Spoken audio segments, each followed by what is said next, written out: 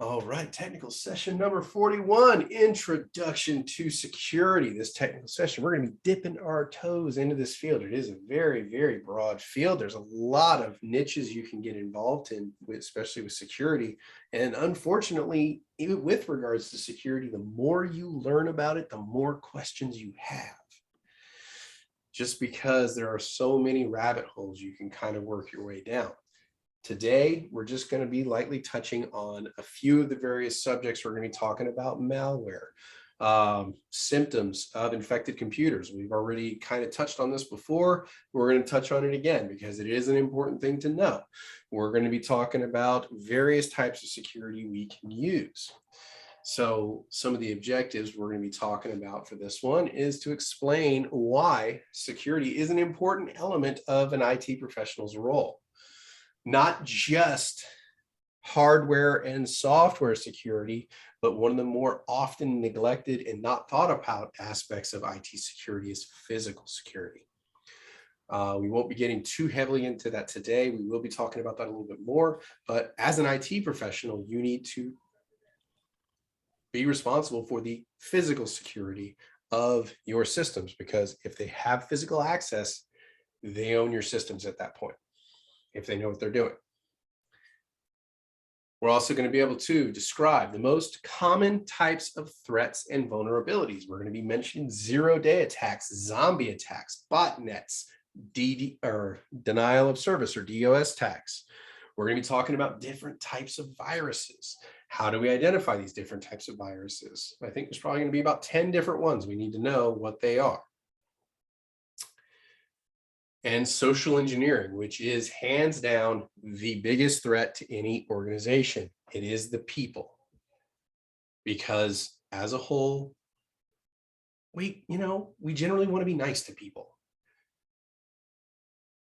Malicious people play upon that. Oh, I'm carrying heavy boxes. Please hold the door for me. So they can tailgate, on your access. They'll send you emails.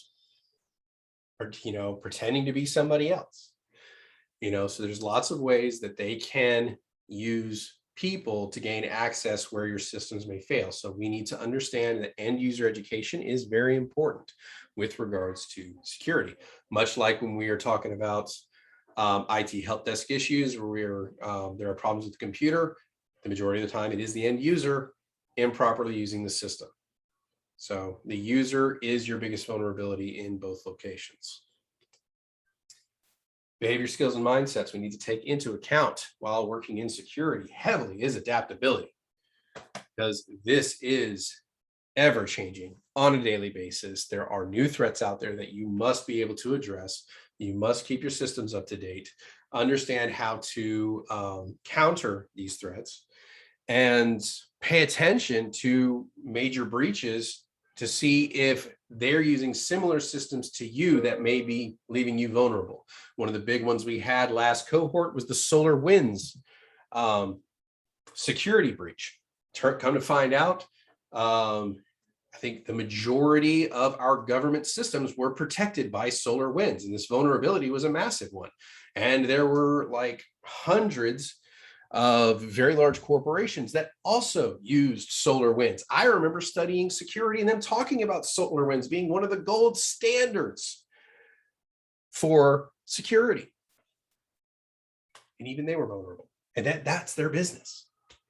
So we need to pay attention to these things to see if they may potentially affect us, even though it is, well, I don't work for that company, it's not going to bother me. We need to know what systems they're using so that we can understand if it affects us. Growth mindset, understanding that as these new threats and attacks are evolving and growing over time, we need to be able to adapt to these things. We need to be able to learn and actively seek out information on these.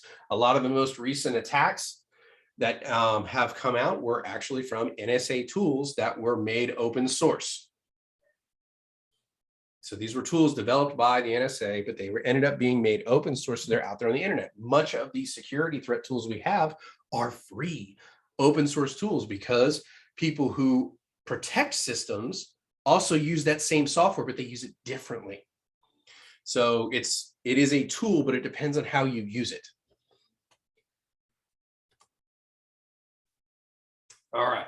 Overview of security itself. Information security. That is mainly what we are trying to do in IT, is to protect information. So information security is defined as the collection of technology standards, policies, and management practices that are applied to information to keep it secure. Companies are heavily dependent upon the proprietary nature of the information they have. What studies have they done? What metrics are they using? What sales tactics are they using? All of this stuff is what makes these companies unique and competitive. And if this information is leaked or stolen, they lose their advantage, and it can be catastrophic to the company. Not to mention sensitive information they may have about you, their customers. So, not as many organizations should be, but it is vital that they should be worried about the information security, because how much value is concentrated in the information involved. Unfortunately, most organizations don't pay attention to security until after breaches occur. They don't want to put out the money up front as like a prophylactic security measure. They'll just wait and say, oh, well, they're never going to get us. We're just a mid-sized company. Why would they go for us when there's a much bigger target over here? Well, if the much bigger target is much more fortified, it may just be easier to go for you because you're not paying attention. And these breaches could be in existence for months to years without you noticing. So, to fully understand why information security is important, one needs to understand the value of the information you possess and the consequences of such information being compromised. If you're in a retail business and you lose the credit card numbers of 10 million customers, what do you think is the likelihood they're going to be trusting you in the future?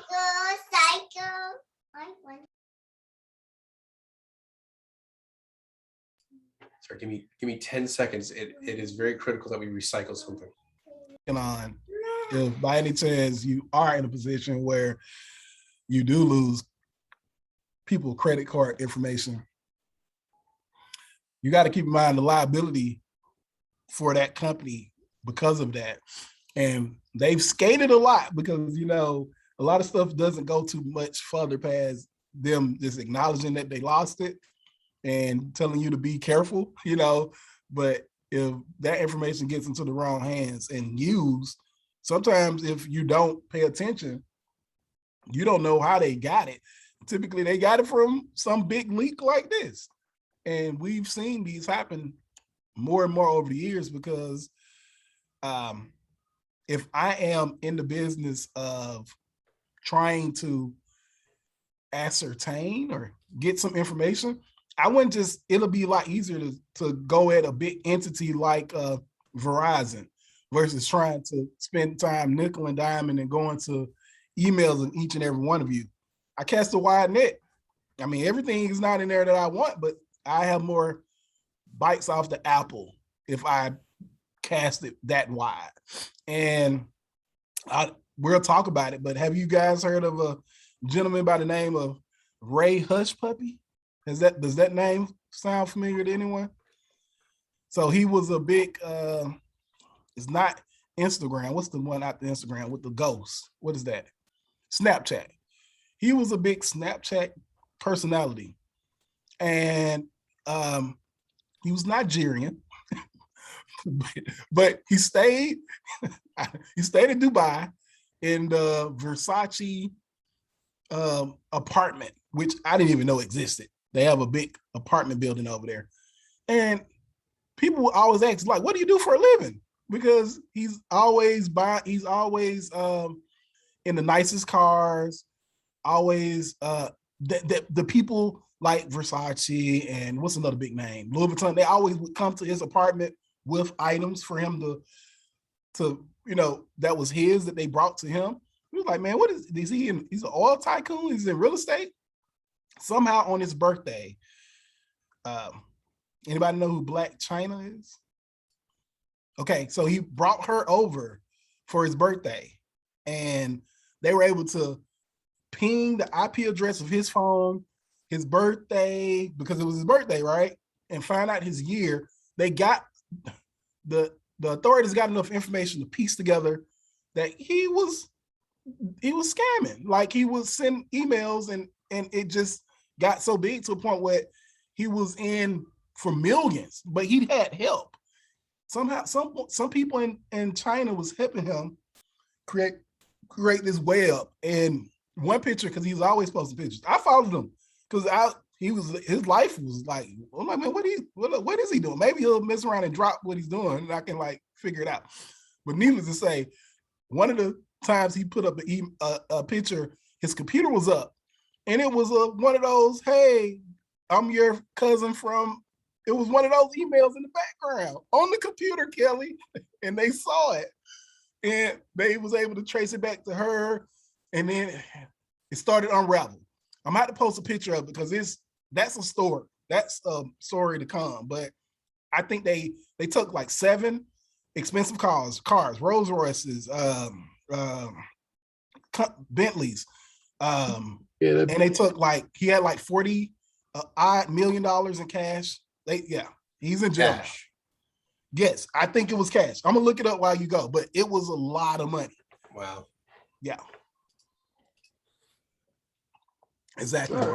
Yeah, I remember you telling me a little bit of that story. It's kind of an interesting one. I'm gonna post it in here when I find it. All right. So as we're moving through, we're going to talk about some of the threats and vulnerabilities that you can experience on your systems from any given time. And you need to know the possible threats and how to protect yourself from them. Some of the main ones we will be talking about here. One is malware in and of itself. What does that mean?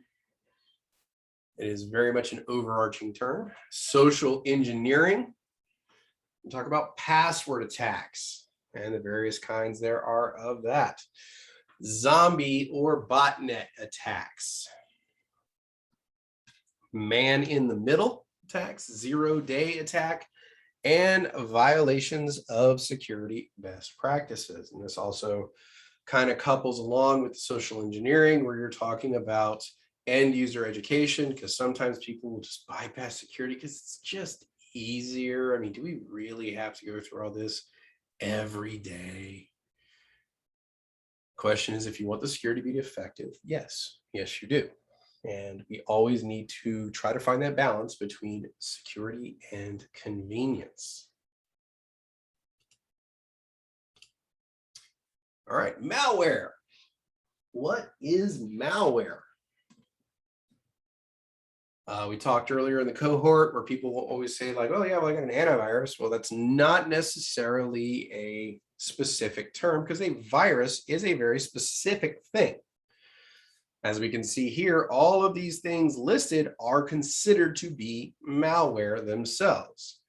So you have viruses, worms, spyware, trojans, rootkits, and ransomware. All of that falls under the malware category, which is short for malicious software.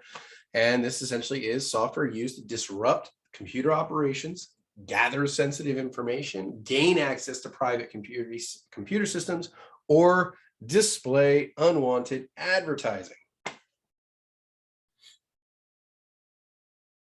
So at some point, most, if not all of us are affected by these things, especially the unwanted advertising. All right, so symptoms of malware. Let's go through on this one. Ajan, can you read the first one for us, please? Yes, sir. Programs load slowly. The programs on the system start to load more slowly. This happens because the virus is spreading to other files in the system or is taking over system resources. Thank you. So it's spreading out, taking over other system files, and in the process of doing that, things are starting to move a lot slower, and that should be an indicator that there is something going on. Mark, can you read the second one for us, please? Files appear or disappear. Unusual files appear on the hard drive, or files start to disappear from the system. Many viruses delete key files in the system to render it inoperable. Right. Malicious viruses that want to come in and essentially wreak havoc or cause damage will move or rename files. Third one, Umberto, can you please read for us?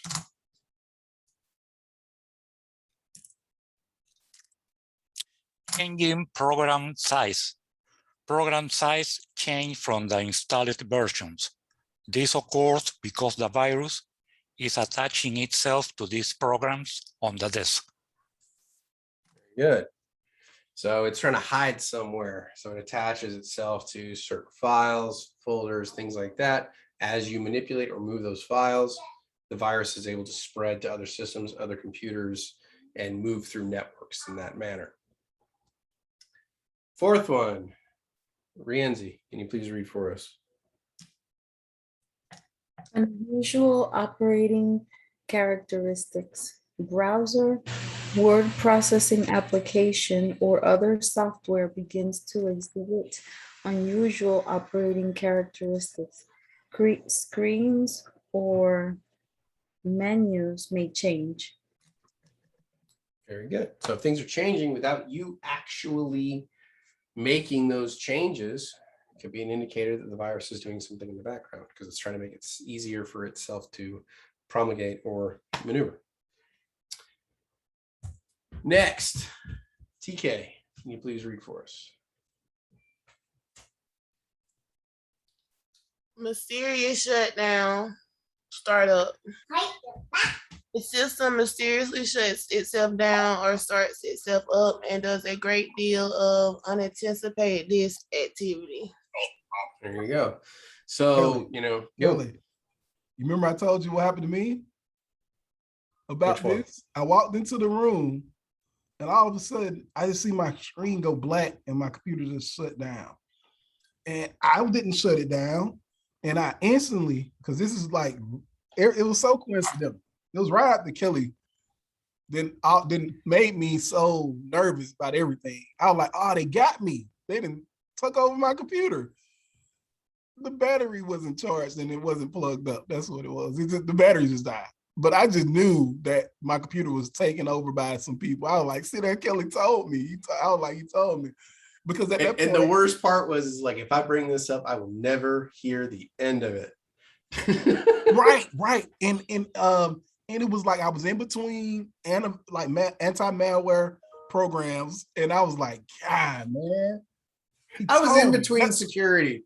You know, I had security, you know, back in the early 2000s. It was the funniest thing. I've been talking about buying it. I was totally convinced they got me. I just knew it. I like Kelly told me. He told me they was gonna get me, and I just wanted to stop TK at that point because that was hilarious but scary at the same time. And it does. But the thing is it's that thought primacy. Like when you hear something, all of a sudden you start seeing it everywhere. You know, like somebody starts, you know, it's the whole thing like we talked about with the reading and how, like the varying levels of exposure. Like if you buy a new car, like you buy, you know, like a white Honda Civic, all of a sudden you start seeing white Honda Civics everywhere. You're like, man, did everybody just start buying Honda Civics? All that, you know, all of a sudden I hadn't seen these cars once until I bought this one. It's because you weren't looking for it. Now all of a sudden you're looking for it. Your eyes trained on it. Your eyes, yeah, pegged to look for it. And you never know how true that is until you go into a busy parking lot looking for your car and you can't quite remember where you parked it. This is true. You know, funny story about security. Car manufacturers only have so many different key types that they use. It's a little bit more prevalent now because they have the microchips attached, and so you have the RFID signature along with the key itself. But back when it was just analog keys, they only had so many combinations they would use, and it was shocking how few there were. I think it was with the Previa vans. back in the 90s. They look like the eggs. Okay. Like an egg laid outside the previous. They only had 8 combinations. So literally there was only 8 different key combinations for the previous. And there were cases where people would go out, think that it was their car, key would work, they'd get in, turn it on and drive it home. That happened a few times, and it finally got prevalent enough in the news where they had to start rekeying people's cars. You know, they had a recall on the keys because it, you know, like when you find out there's only 8 key combinations, like a thief's just got to get a hold of one, and it's like, you know, I got a pretty good probability walking through them all and just, you know, checking cars, and I like my probability to get like 2 or 3. Like, yeah, it's got to be, it's more likely to be one of these, you know. Yeah. Yeah. So, you know, those are things that you got to pay attention to as well. All right. So next we have Evan. Can you please read for us? Unusual operating characteristics. Browser, word processing application, or other software begins to exhibit unusual operating characteristics. Screens or menus may change. But do you already read that one? Yeah, we already did that. We're down into reboot and startup errors. Reboot and startup errors. The system suddenly doesn't reboot or gives unexpected error messages during startup. Excellent. Thank you. All right. If you keep hearing crashes in the other room, it's because my son is systematically dragging buckets of stuff out of his room and just dumping it in the middle of the floor. We can't hear it. I can. Yet. It's going to be a busy lunchtime. All right. Lastly, Alan, can you read for us the last one, please? Lost access to system resources. You mysteriously lose access to a disk drive or other system resources. The virus has changed the settings on the device to make it unusable. Very good. So this is something where they're trying to essentially create catastrophic failures to the systems. They'll rename files, move system files, stuff like that, so that your operating system can't locate them, you know, rendering the system itself unusable without performing the king method. And then, you know, the reboot and startup errors. Whenever you get the BOSOD, blue screen of death, or any kind of boot error, always take note of it. Don't just think, oh, maybe I'll restart it and it'll go away, because it may go away for the next 2 or 3 restarts, but it may be causing more and more damage to your system. So take those seriously, make sure to take note of them and look into what they are. All right, questions so far?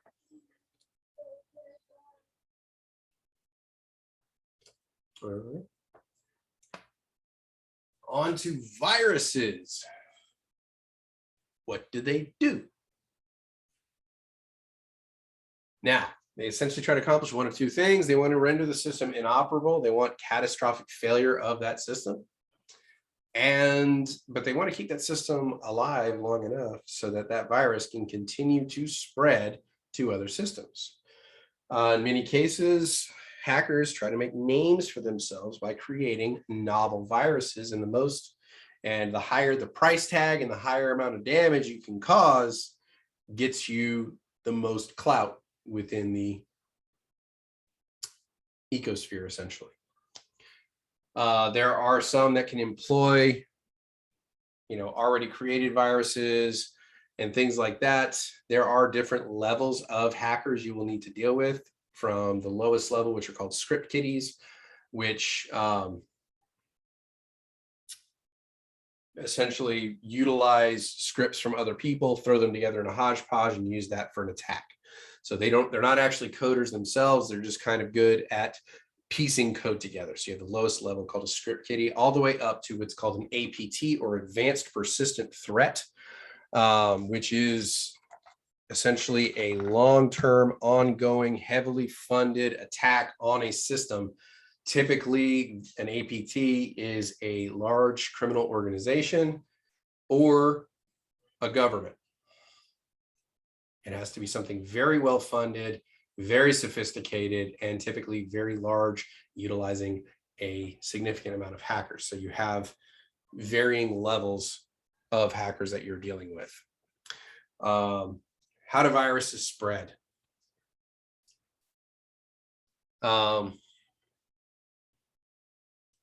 If they're given the chance, they will spread to other systems. They actually try to do this actively.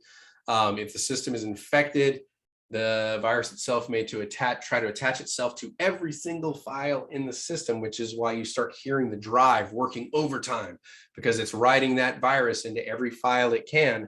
So if you take a file from that computer and carry it to another computer, then it will infect the other one as well.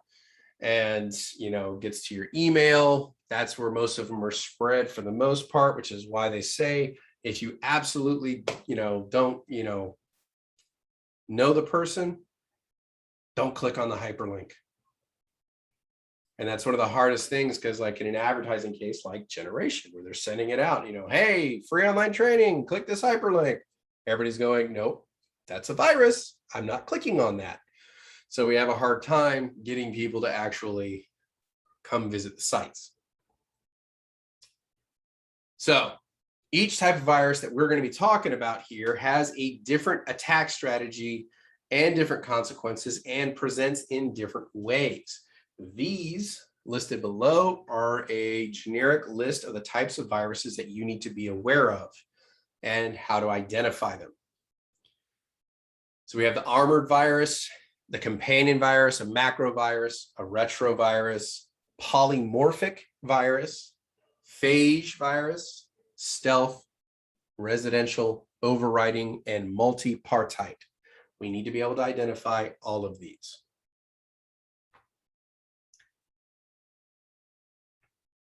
So we'll get into some brief descriptions as to each of them.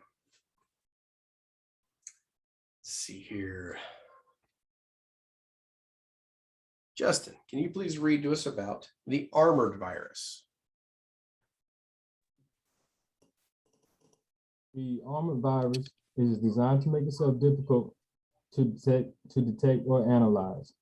Armored viruses cover themselves with protective code that stops debuggers or disassemblers from examining critical elements of the virus. The virus may be written in such a way that some aspects of the program act as a decoy to distract analysts, while the actual code hides in other areas of the program. The key to stopping most viruses is to identify them quickly and educate administrators about them. The very thing that the armor intensifies the difficulty of accomplishing. Very good, thank you. Armored virus, it is designed to protect itself. Trying to protect itself from antivirus, anti-malware, things like that, to make it very, very difficult to look at the virus and see the original code, as well as what are the symptoms of that virus's attack.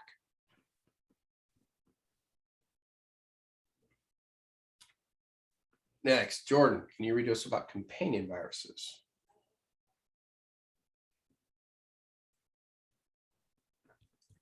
Companion virus attaches itself legitimate programs and then creates a program with a different file name extension. This file may reside in your system's temporary directory. When a user types the name of the legitimate program, the companion virus executes instead of the real program, effectively hiding the virus from users. So essentially you're creating, just like if I created a document for my taxes for 2021 or something like that, the companion virus attaches itself to that and then creates another file and then basically names it the same name. And instead of me going and just clicking on that file, if I run a search for that file to try to find it and to execute it, it will execute the virus instead of the file. So it is a companion to another program, attaching itself and essentially making itself look like another program. All right. Next, macro. Dominic, can you read for us, please?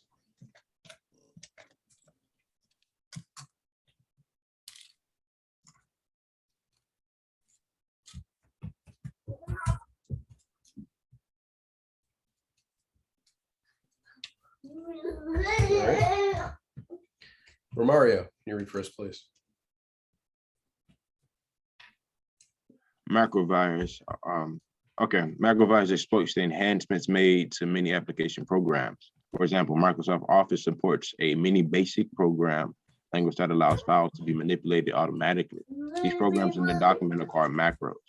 Macroviruses can infect all the documents on your system and spread to other systems via email or other methods. Very good. Has anybody ever used macros before? There's actually a way where you can kind of, if you have repetitive tasks you need to do. When I was in transportation, if I was updating carrier pools, where I would have to put, the date that a container checked out of a pool. If it was like a long time ago, and I don't know the exact date, but I know the container's gone, and there's like 50 containers, I know there's only 3 there, I would create a macro where I would essentially hit record, and then every action I performed after that, like clicking on a container, putting in a date, updating information, and then closing it out and then stopping. All of a sudden, I've created a repetitive task that I can now just replay. So I click the play button and it duplicates those exact tasks I did, fills in all that information for me, redoes everything that I just did. That is called a macro. So it's simple programming instructions that you can create for repeatable tasks. Macro viruses will use essentially these simple programming instructions to try to manipulate programs automatically by using coding structures like macros that are already embedded in the system.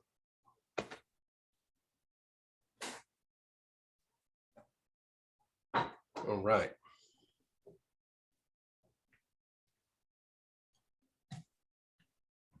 Jimmy, can you please read about the retrovirus?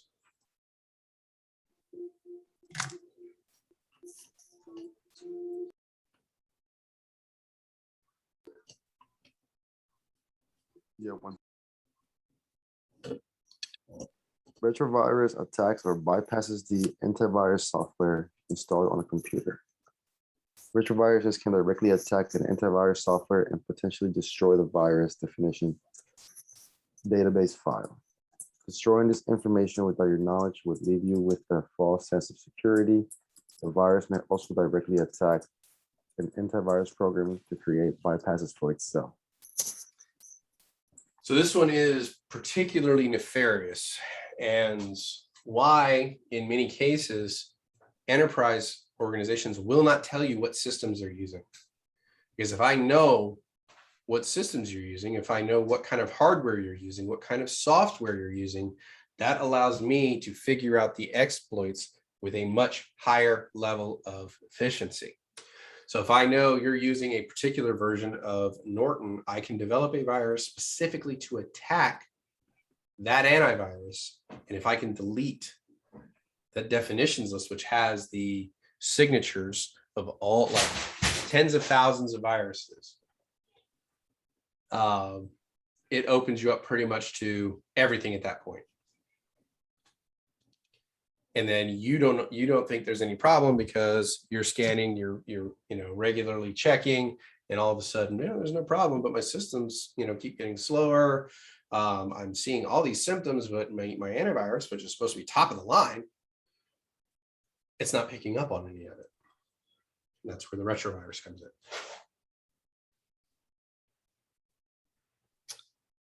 All right, next we have polymorphic virus. Janina, can you read for us, please?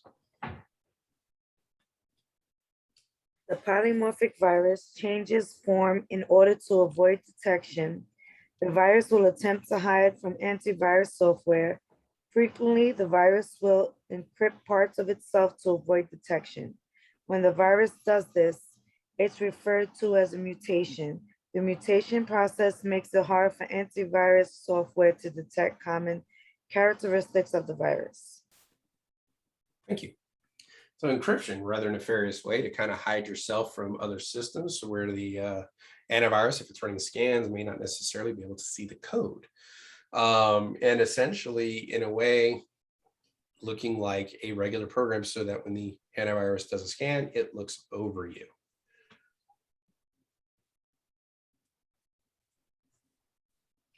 They are similar in many aspects, but there are minor differences. And that's where we got to pay attention to, Tajma. I think that's what I need to know, the differences, because I keep like I'm writing them down, and then what with the definition, and they all seem the same to me.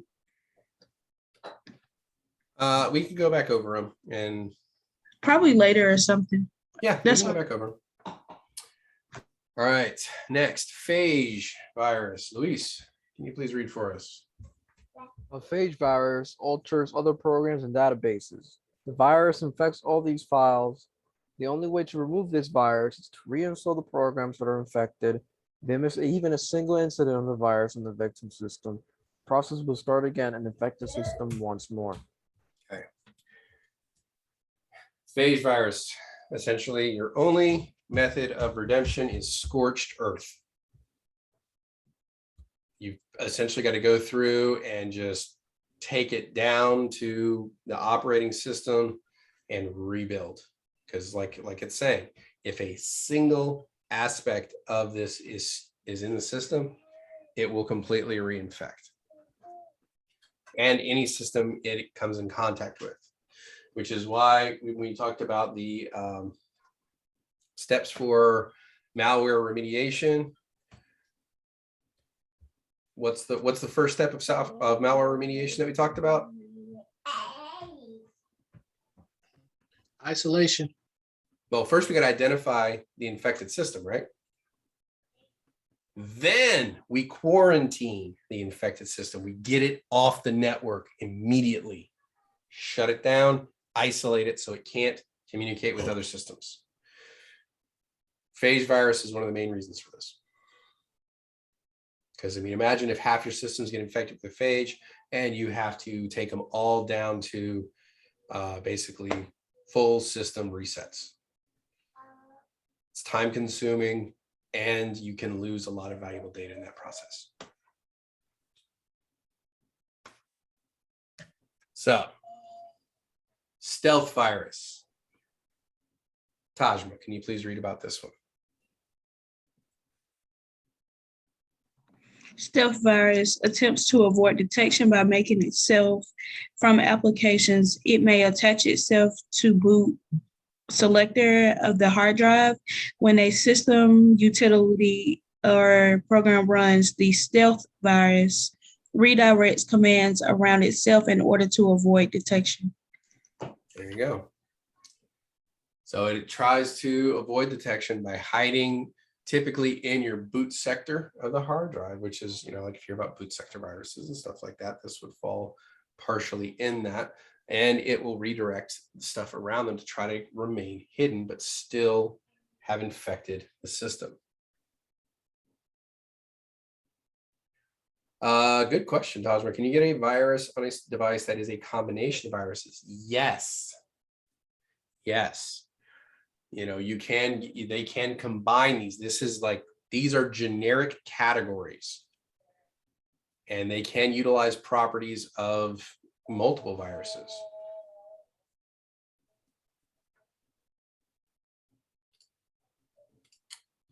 All right.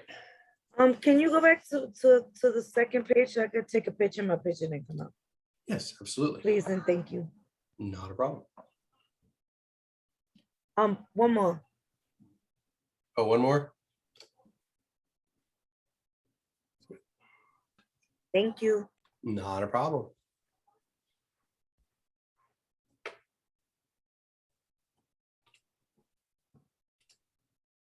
All right, resident virus. Fidel, can you please read for us? Resident virus hides and stores itself within the computer memory, which then allows it to infect any file that is run by the computer. It will load its replication module into memory, so it does not need to be executed for it to infect other files. Rather, it activates whenever the operating system loads or operates a specific function. This virus may be one of the worst kinds, as they can affect the system thoroughly, even attaching itself to antivirus applications, which allows it to infect any file scanned by the program. Very good. So it just essentially resides in the memory. And then anything that is activated is infected. One of the most nefarious pieces of that being an antivirus. You think you're doing something good, you turn on your antivirus, you run your antivirus, all of a sudden it's running through, quite literally infecting everything on your entire system.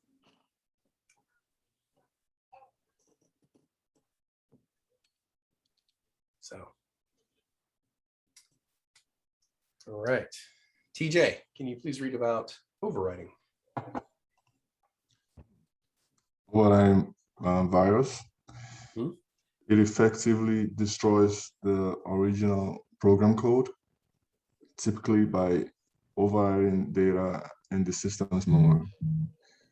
Typically, users will need to remove the offending virus and then reinstall the original programs, which can be difficult depending on whether the original programs were backed up or kept in duplicate copies offline. Yes. So if you've not maintained adequate backups, here's another reason for it. The viruses may overwrite whatever systems you may have in place.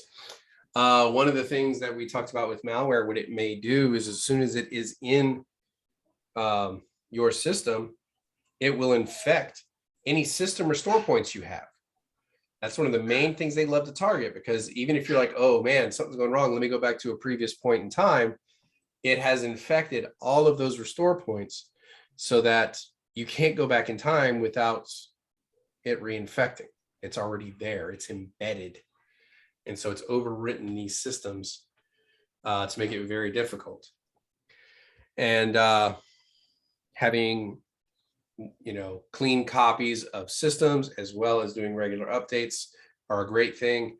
But we also have to pay close attention to our systems, because when an infection occurs, we want to be able to catch it as quickly as possible. If we don't catch it and it's there for some time, all of our backups that we are making may be infected with it.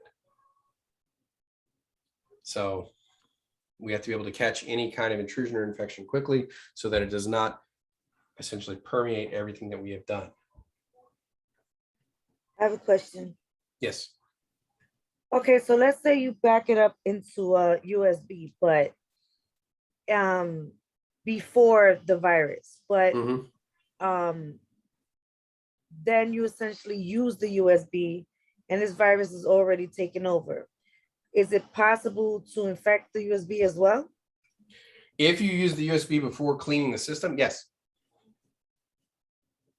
So if, remember our steps for remediation, you identify it, you quarantine it, and then we remediate the malware. And then, which could mean completely reinstalling everything at that point. Then we schedule new scans, set up system restore points and create a new restore point, and then we can bring the systems back online. So by doing all of that stuff in those particular orders, we want the system essentially to be rebuilt. Like we want to reinstall the operating system on it before we plug in our known good backup and re-add our files. If you just throw the backup in while your system is still infected, yes, it is going to infect your USB. And they love USBs because if you can infect one USB, you're likely to infect multiple systems. Because people tend to reuse USBs across multiple systems. In fact, that is one of the biggest security breaches in a company. The easiest way to get a virus into a company is to literally drop a couple USBs outside the door of the company. Just put some nasty viruses on it, drop them outside the front door. People are going to pick them up and be like, ooh, free USB. Go in, let's see what's on it. Plug it into their computer, system infected. Okay, I have one more question about the, so let's say as a whole, the company has all the computers connected in on one network. Mhm. If one computer gets infected, can it infect all the computers, or would it just infect one computer? Depends on the type of virus, and the network. But potentially, yes, it can infect the entire system. If it's able to get into, say, the main, like if it's on a Pixie server and it's able to get into the server, do a VM escape and infect the main system, then everything that touches that Pixie server can get infected. So, wow. Yeah, that's a lot. Yeah, it can, and that's why they, I mean, it holds true not only in life, but in computers. It's spreading like a virus. It moves through systems. And a lot of times with viruses, they require direct action from the user for them to spread. Like, I need to send a file to you and you need to open and execute that file. So we have required direct interaction from me for that virus to promulgate to another system. And that's typically how they work. Okay, so like an email pretty much. Yeah, well, I mean, just opening the email, not so much. But if you open the email and click on a picture or a hyperlink or something like that, the virus can be attached to those. Wow. A lot of times they will be suspicious of image files that are too large, which is a lot of times why they will have size limitations for pictures. There's two main reasons for that. One is you can attach a virus to it. The other is something called steganography, which is used for embezzlement and things like that, where you can attach documents and files embedded in a photograph and you send it out. So you're getting a photograph that's like, 500 megabytes and only, 15 or 20 megabytes of that is the actual photo. The rest are files that are embedded inside of it. There's no encryption or anything like that. You just need to look at it the right way. It's called security through obscurity. So the average person just looking at it won't see it, but proper scans will catch it. And that's why you see size limitations on photos for email and stuff like that, just to try to mitigate that from happening. Good question, though. All right. Kaylin, can you please read about multipartite viruses? Attacks your system in multiple ways. It may attempt to infect boot sector, all executive. What did I say? Executable files and destroy application files. Very good, thank you. So multipartite is a multi-pronged approach to attacking your systems. It's trying to hit it at every single layer, from the boot sector all the way up to the application level, trying to, find any weaknesses it can and infect as many layers of the computer as it possibly can. So multipartite, multi-level attack from boot sector on up. Questions? Mr. Kelly, what does it mean, phishing? Phishing? Mm-hmm. Good question. We will be getting into that here in just a few slides, actually.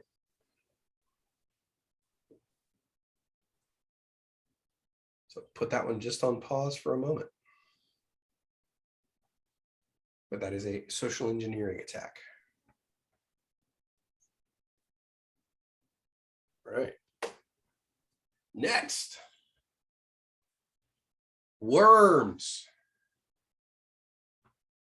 Remember how we talked about viruses requiring direct human interaction in order for them to spread through systems? Like, I need to activate these programs, or I need to, excuse me, send these files to other people.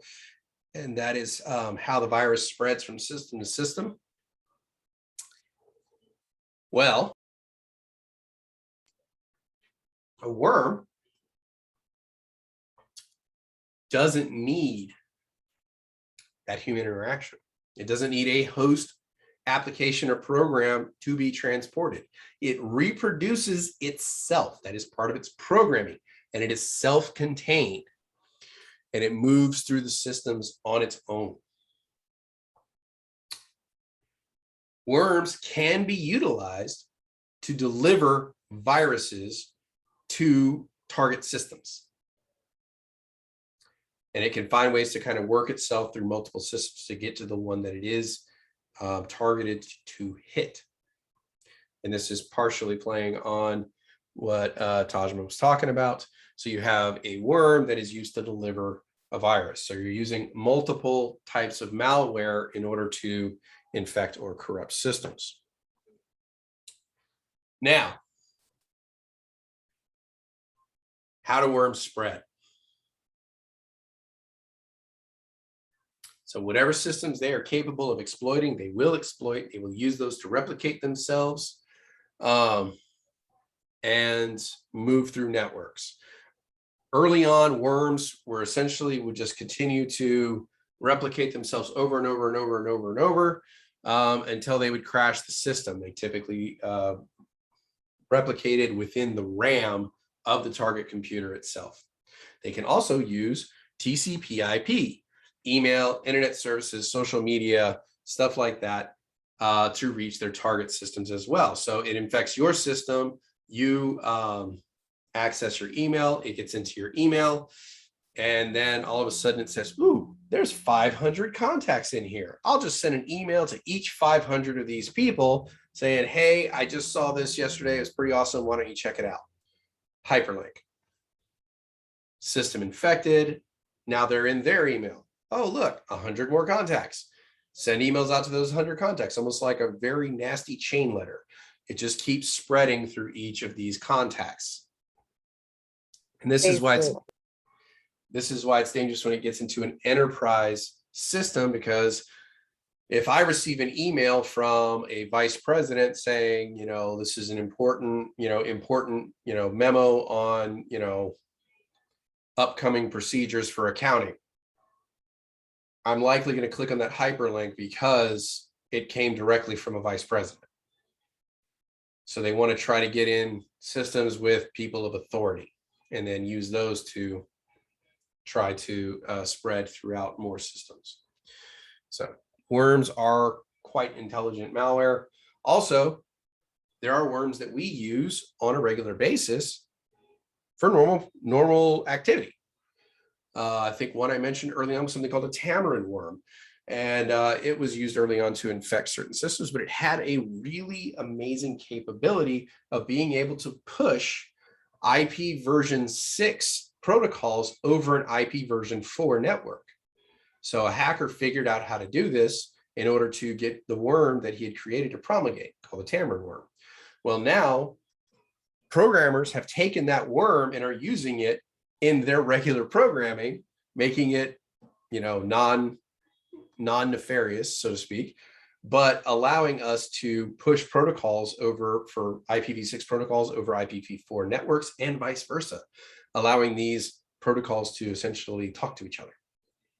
So pretty interesting, took something that was essentially a bad system or program or virus and turned around and used it to actually move the IT community as a whole forward. Many of you, if you've used the PlayStation 3 or 4, I believe they use the tunneling protocol 4/6 or 6/4, and that is in essence the tamarin worm being used. So without even realizing it, you were using nothing like neutralized malware in order to game on. All right, spyware. One of the more annoying of the virus family. Essentially, this is a program that attaches to you, monitors your activity across networks and stuff like that, and being able to offer you unsolicited pop-up advertisements, sometimes known as adware. It gathers information about you so that it can sell that information to marketers, saying, hey, we know people in this demographic are most likely to buy your product. Here's a list of those people in your area. Or people who, typically shop at store X or are more likely to convert to work at yours. Well, here's the people who go to that store. You can target them with your advertising and increase your profits that way. So this is something that was implemented to kind of help with that. And that is essentially social media in a nutshell. They, you know, if it's free, you're the product. So they tend to gather as much information as they can upon you to be able to sell that information to advertisers. And that is where they make their money. Spyware itself works on behalf of a third party rather than self-replicating like viruses and worms. We ask for this virus to be put on our systems. You know, do we allow cookies? You know, can we send you push notifications?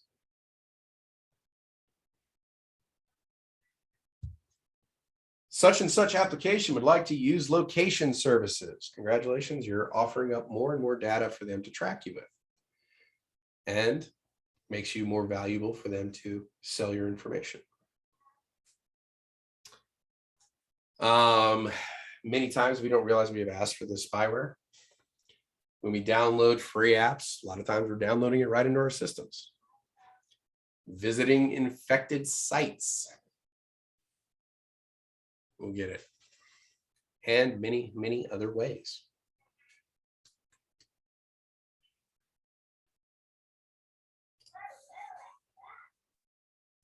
All right.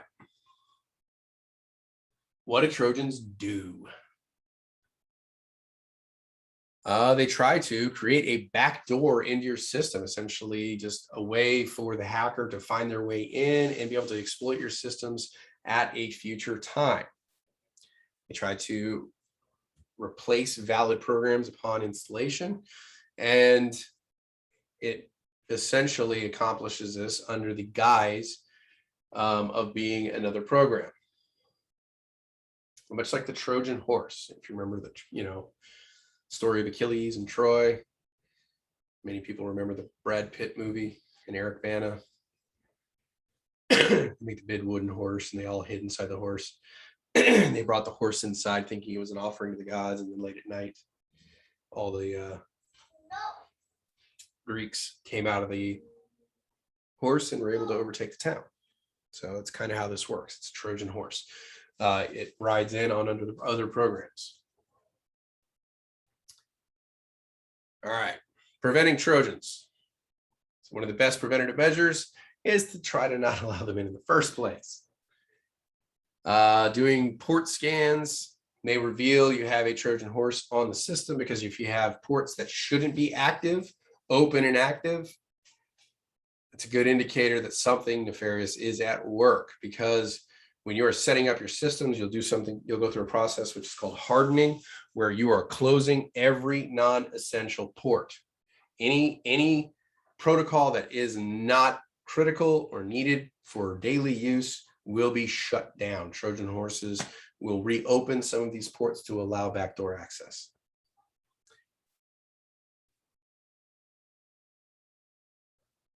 All right, questions so far?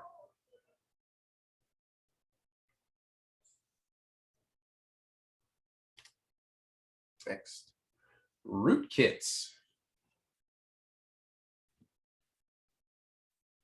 We talked about a rootkit earlier in the program called, it was a free video game called Valorant. It loads itself all the way down to the kernel of your computer. Has the ability to hide certain things from the operating system, so it doesn't know it's necessarily running, being tracked, offering up a backdoor, a bunch of other fun things. So, and they're also, even though these programs may be running, they may not even show up in your task manager as running programs. They may be able to establish connections that don't appear in your netstat. So even though you're running applications trying to see what actually is functionally running, rootkits work around this where you can't even see them.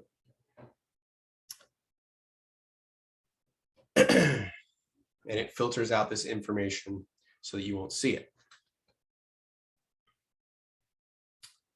Now, preventing rootkits, unfortunately, many of them are written to get around antiviruses. They basically will tell antiviruses to look over them.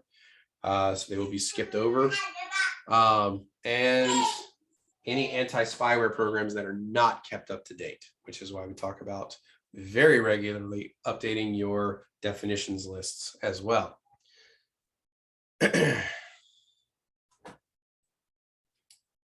Now, one of the best ways to catch it is try to catch it in the process of its installation. So you can run scans on programs before they're even installed and see if those signatures exist prior to programs being installed. One of the nice things that is becoming more common, when you download a program from the internet, they will give you what's called a hash code. Let's see if I can show you one real quick. Let me find one real fast for you.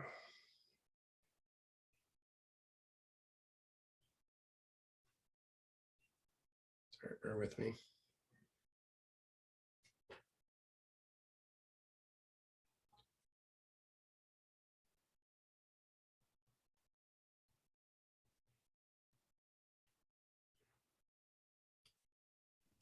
Can I help you, Kelly? What are you looking for?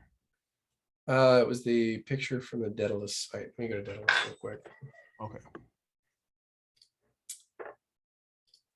Any questions so far? Anyone? I got a question. Go So for it. like, okay, we talking about malware, and then we talked about the different types of malware. But what definition would like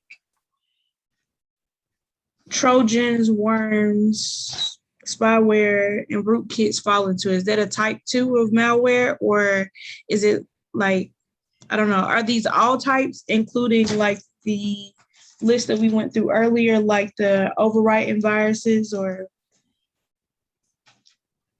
Wait, are rootkits different than those viruses? Like we was talking about rootkits, worms, and trojans, stuff like that.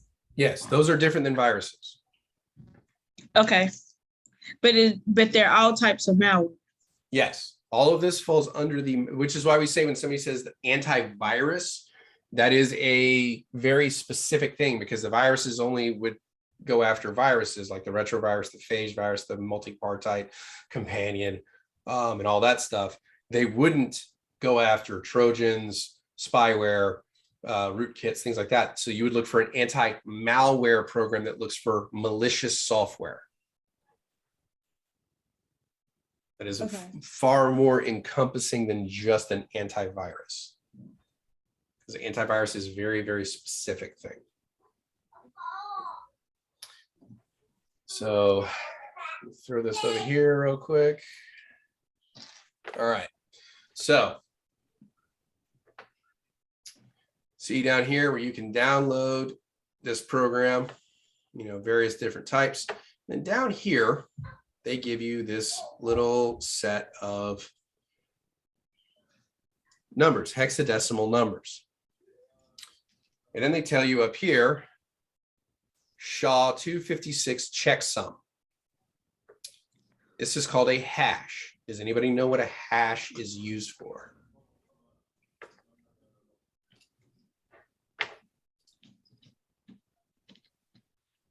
Isn't that a form of encryption? It is a form of encryption, yes.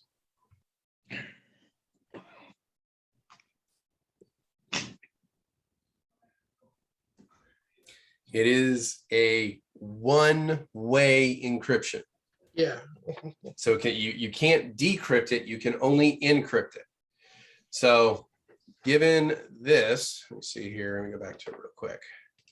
So it's called SHA-256. There's two main hash programs that you can utilize. So SHA-256 will give you 256 characters. And this is what's called a hash.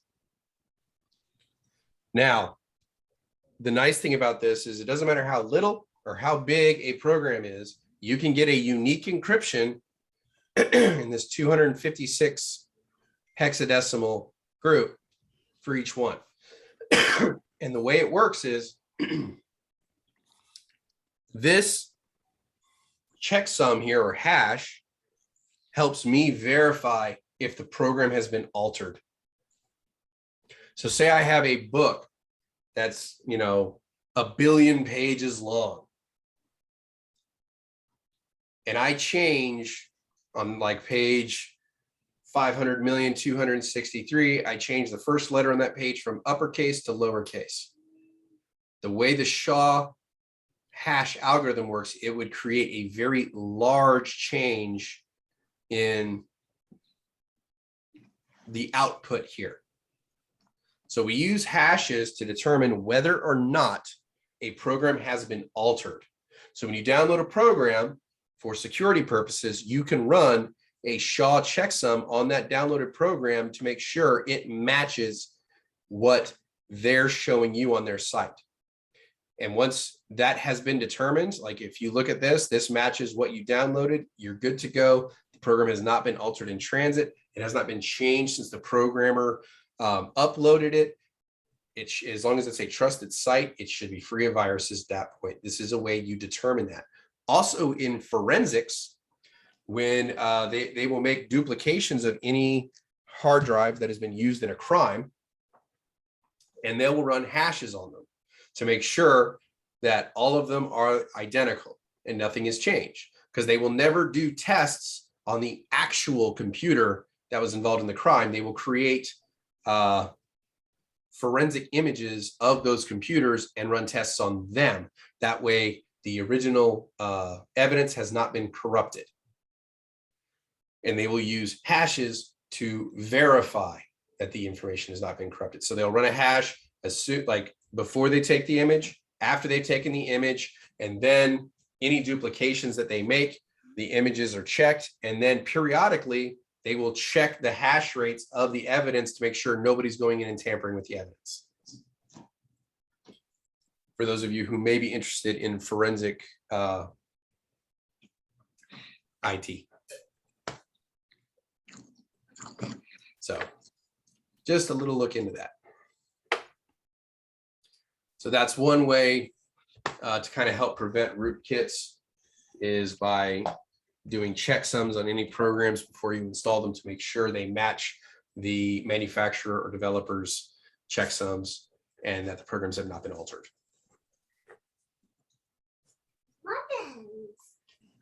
So, all right. I wonder what more companies do that, Kelly. I guess it just depends on the state of the information, but normally if you download directly from the manufacturer's site, you're not given that option.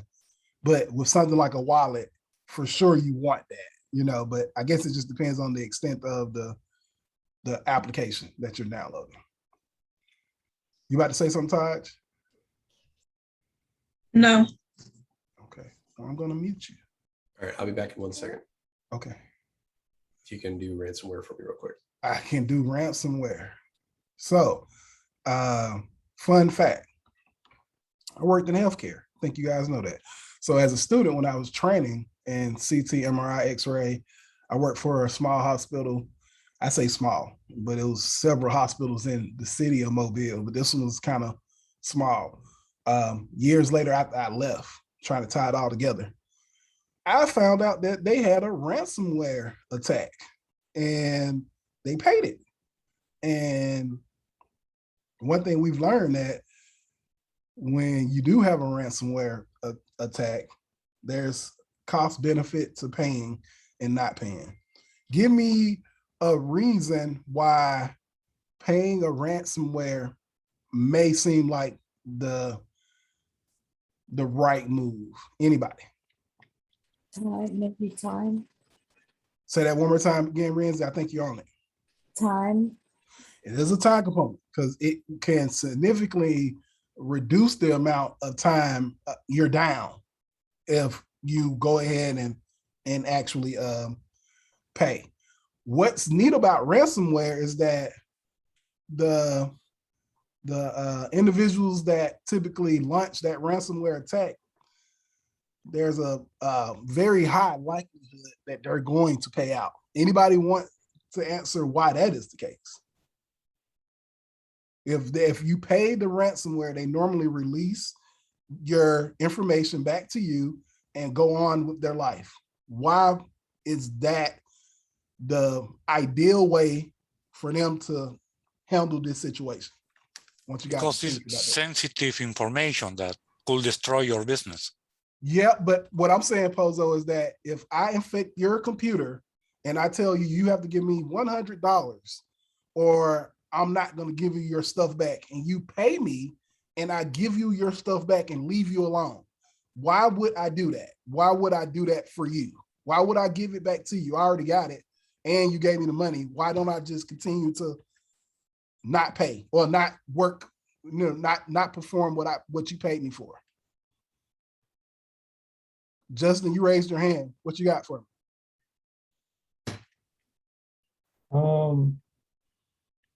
I don't, I thought about it and I was like, it don't make sense. It's like maybe it's honor amongst thieves. So when the next guy comes along, there you go. Well, I think it's a little less than that.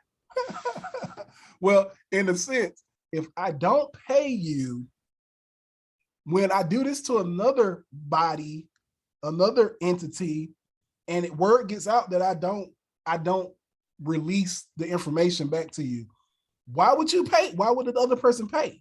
Exactly. At some point, my name gets dirty. Like, hey, yeah, they got it, but even if you pay them, they're not going to give it back to you. So what's the purpose of paying? And one other thing Kelly was going to mention that I get a chance to mention, because I've been riding along with them for a while, the amount that they ask for is typically something that you could muster up and pay.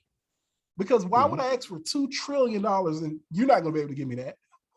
But you probably can work out something around 275,000. I mean, it's going to hurt, but it's not going to cripple you, because I need to ask for amounts that are doable, and I also have to hold up my end of the bargain and give you back your information. So when I move on to the next, they'll know that that I will perform in that manner, and they'll pay as well. Yep. So that's the reason to pay. They just try to do that with T-Mobile. Yeah. Well, the big one recently was Continental Pipeline. And if they don't say that they pay out loud, they pay in private. They Likely. Well, I mean, many people don't realize the Continental Pipeline, that they were like for days, like, we won't submit, we were not going to pay it. No, they paid it within hours. Within hours of being infected and being notified of ransomware, they paid it. Check that out. So guys. all the stuff that happened after that was just show. You think T-Mobile paid? I bet money they did. Now, because you're already in the black, like you're making money. Why cause more of a disruption? You go ahead and then you shore up your defenses so this doesn't happen again. And now you have your antennas up, so you're more on the lookout for it. You're not as lax, because you get laxed in the business. I don't care. A lot of people feel like they're not going to get touched, but and likely this is a social engineering attack where they got somebody to click on a hyperlink or something along those lines, and it infected their systems in that way. Can anybody think of a great way to mitigate against a ransomware attack on a personal level, just for your personal systems? Because they go after individuals too. They don't just go after companies. They go after us in between going after companies. Have your systems backed up on another location. So Well, it doesn't necessarily have to be in another location, but just have Well, your I systems mean- backed.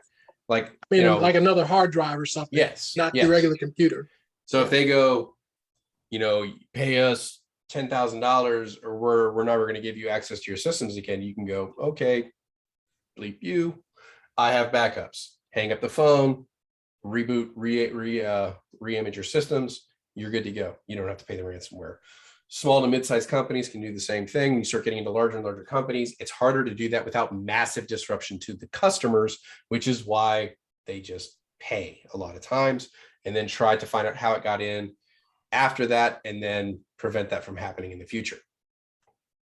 That was a recent thing, and I say recent, last couple of years.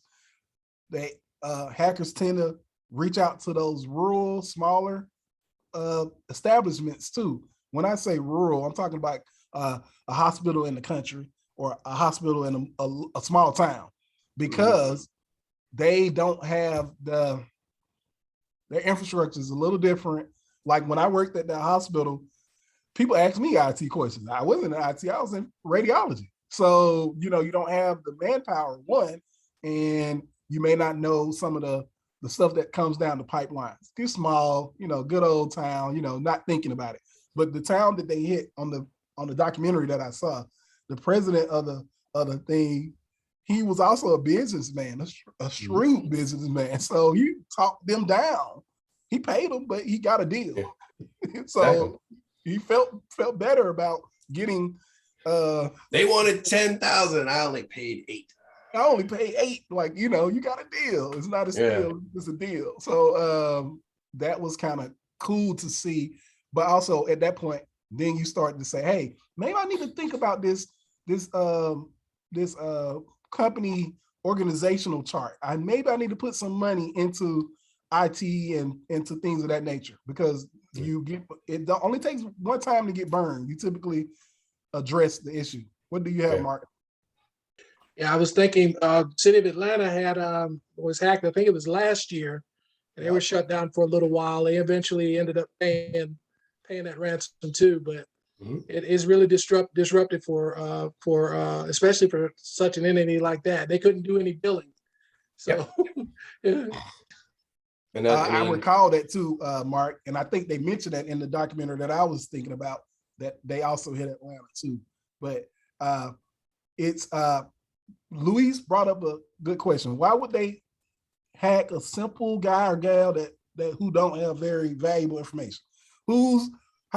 How dare you, Luis, call yourself a simple guy and or gal? And your information is valuable, because with the right numbers, I can get a line of credit.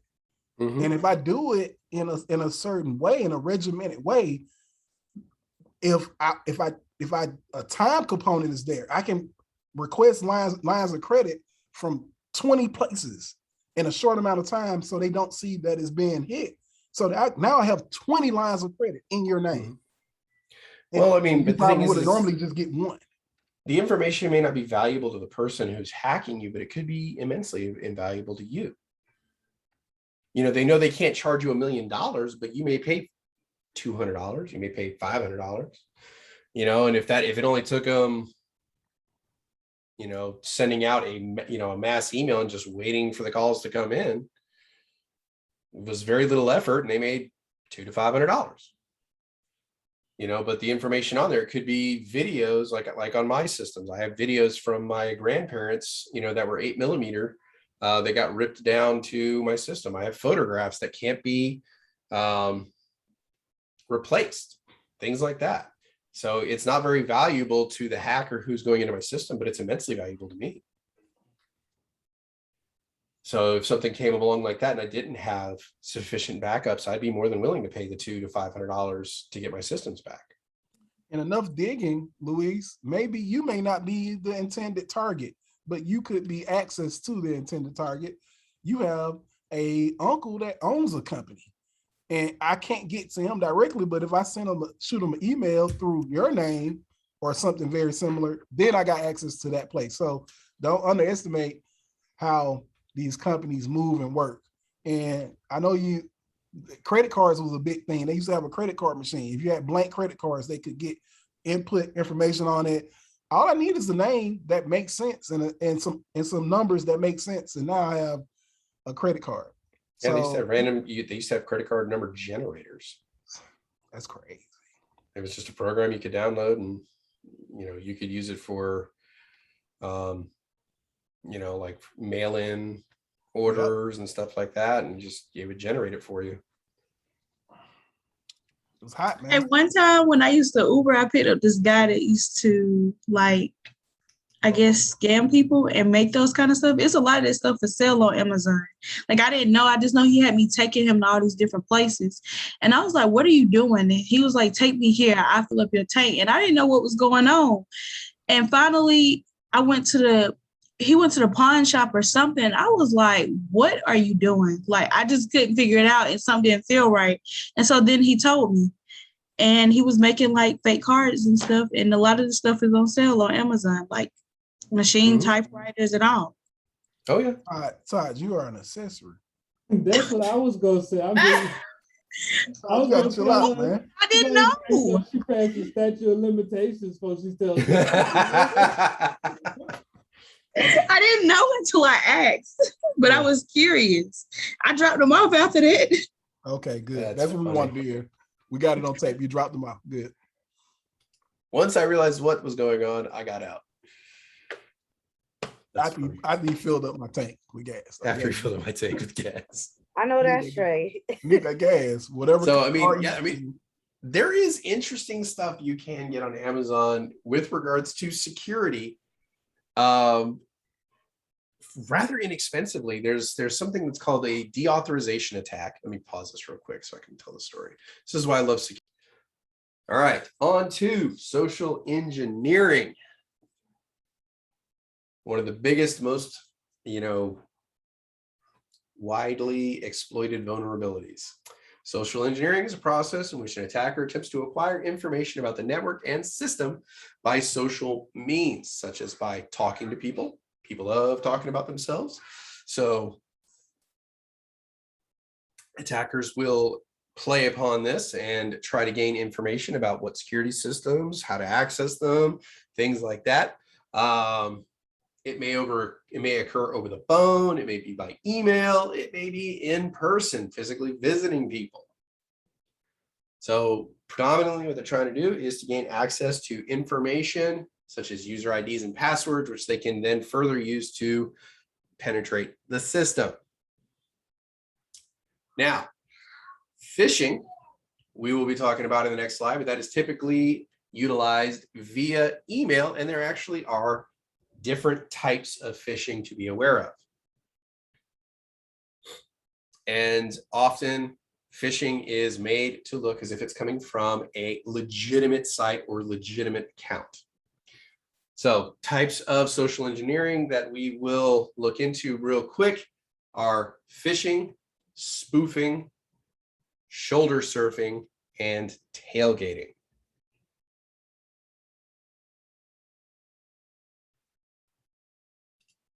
Right. Phishing. That is essentially where you are simply asking somebody for a piece of information that you are missing and make it look like it's a legitimate request. Like if I know Aijan works for Generation and I can call her up and say, hey, Aijan, I'm in IT. We're trying to run a system update on your computer. And unfortunately for me to be able to do this while it's off hours, because I don't want to bug you while you're working, could you please give me your sign-in and password to your system so that when you're gone for the night, I can go ahead and run these updates and it won't slow your system down so you can continue working for the day. Seems like a legitimate request. I'm basically acting as if I'm coming from your company in a position of authority in IT, telling you, hey, I'm trying to make life easier on you. I don't want to disrupt your work, so you won't be bothered. Would you mind giving me the sign-in and password so I can do it later tonight? Well, you're like, well, yeah, I got a lot to do. I want to go home. The game's on tonight, things like that. I don't want to be bothered with this stuff. So yeah, here's my sign-in and password. I leave work at 6, so you can log in anytime after that. Congratulations, you've just given a hacker open access to your system. And God forbid you're not a supervisor or a manager or something like that would have elevated privileges within the system. So that would be an example of phishing. Often we will get emails and it will look as if it's coming from our bank. You ever receive that email, your account with Bank of America has been hit with an attack. Please log in and look at the notifications and change your password so that we can make sure your systems are secure. They create a website that looks very similar to the Bank of America website. They put in a hyperlink so you go to their site. And of course, when you're going to change your password, what do you got to put in first? Your current password. So you now clicked on it, you've given them your sign in, your password, and then you thought you've changed to a new password. They may go ahead and just do that for you just to help you out.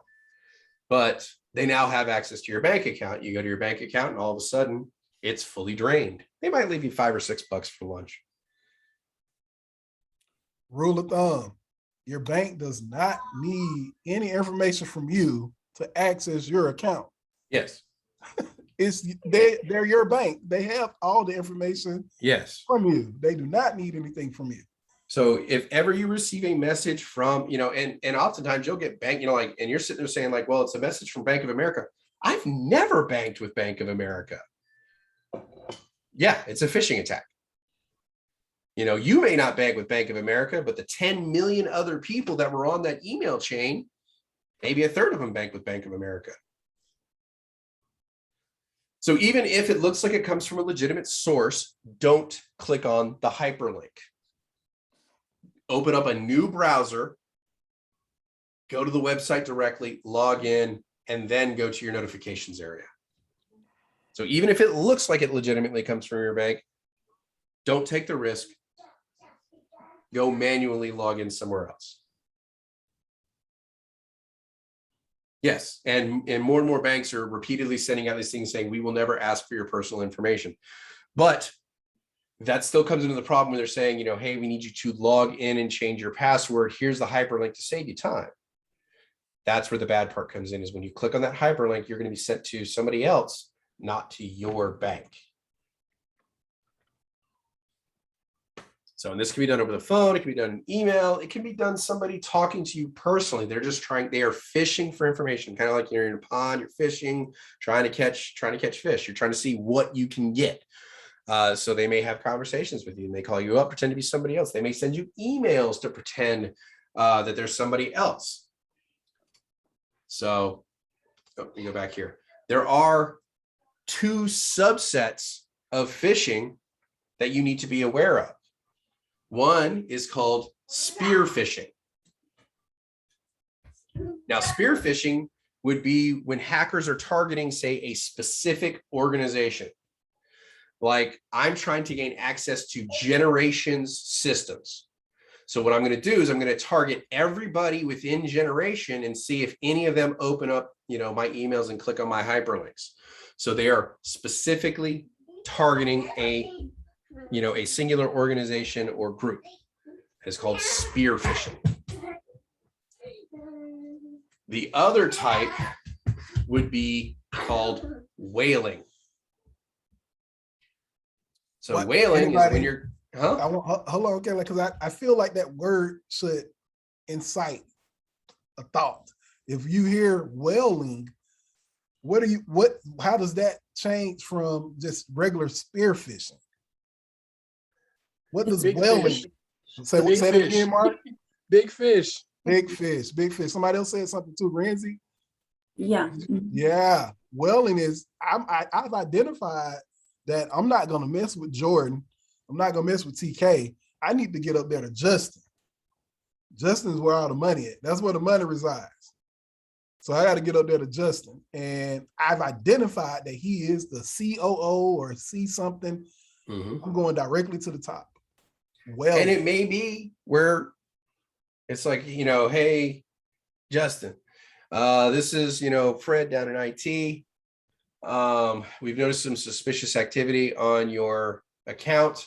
I know you're busy. Whenever you get a chance, please click on this link and change your password for your administrative account so that, we can make sure you're protected. And they'll even have the watermarks and the logos of the company in the email. So they're specifically trying to get in to get the access and information available to the executives. So it's called whaling. So you have phishing, which you're casting a broad net, trying to see what bites. You have spear phishing, which is very targeted attacks, trying to get information on specific companies or groups. Then you have whaling, where you're trying to get executives and high-level officials.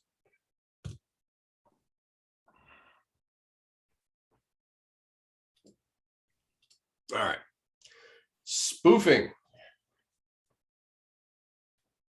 This is the process of masquerading as another user or device. So if I log in and pretend like I'm Marvin, they may not know Marvin, but they know that he works in IT. So he's got a close cut haircut and a beard. Fit the bill. I'm Marvin. You know, so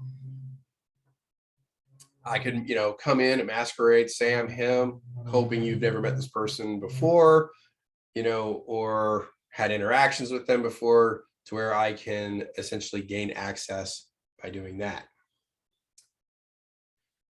Usually this is done to try to gain access to other resources, as well as getting past the firewall. Remember how we talked about in Wi-Fi security, they have the thing that's called the MAC filtering, which filters MAC addresses from the system. So if you're not on that, you know, that list to be able to get in, you can't get in.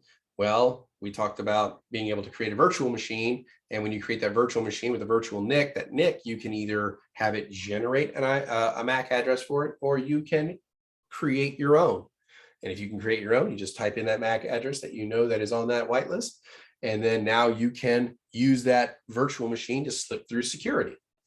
So you've now spoofed a machine that can bypass the security and gain access.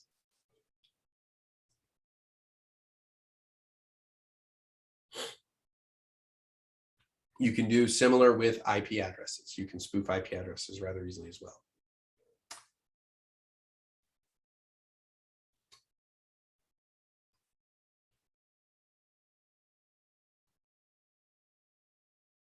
All right, email addresses. You can spoof email addresses to send them out, especially if you're doing an attack within an organization, like a spear phishing attack.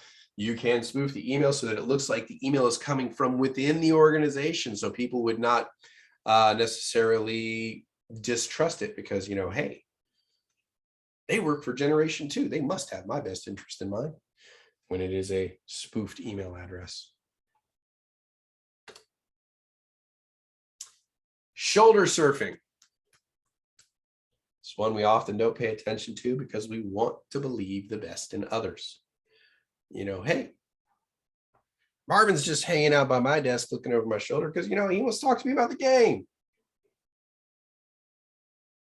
Lo and behold, I log into my bank account. He sees my name and password. He now has access to my accounts just because he was hanging out looking. May not necessarily be for personal things. It could be your access to the systems and things like that. Because remember how we said logs are a thing, where in Event Viewer and stuff like that, everything you do, everything you access on a system is logged. Well, if somebody wants to perform an illegal activity with a company, they may not want to use their credentials. So they'll gather a credential of a coworker or trusted colleague and use their credentials to you know, perform the illegal activity. That way, when the administrators or whatever are going through the logs trying to figure out who had access at the time that these bad things were occurring, the finger won't be pointed at you. It'll be pointed at your colleague that you stole the information from.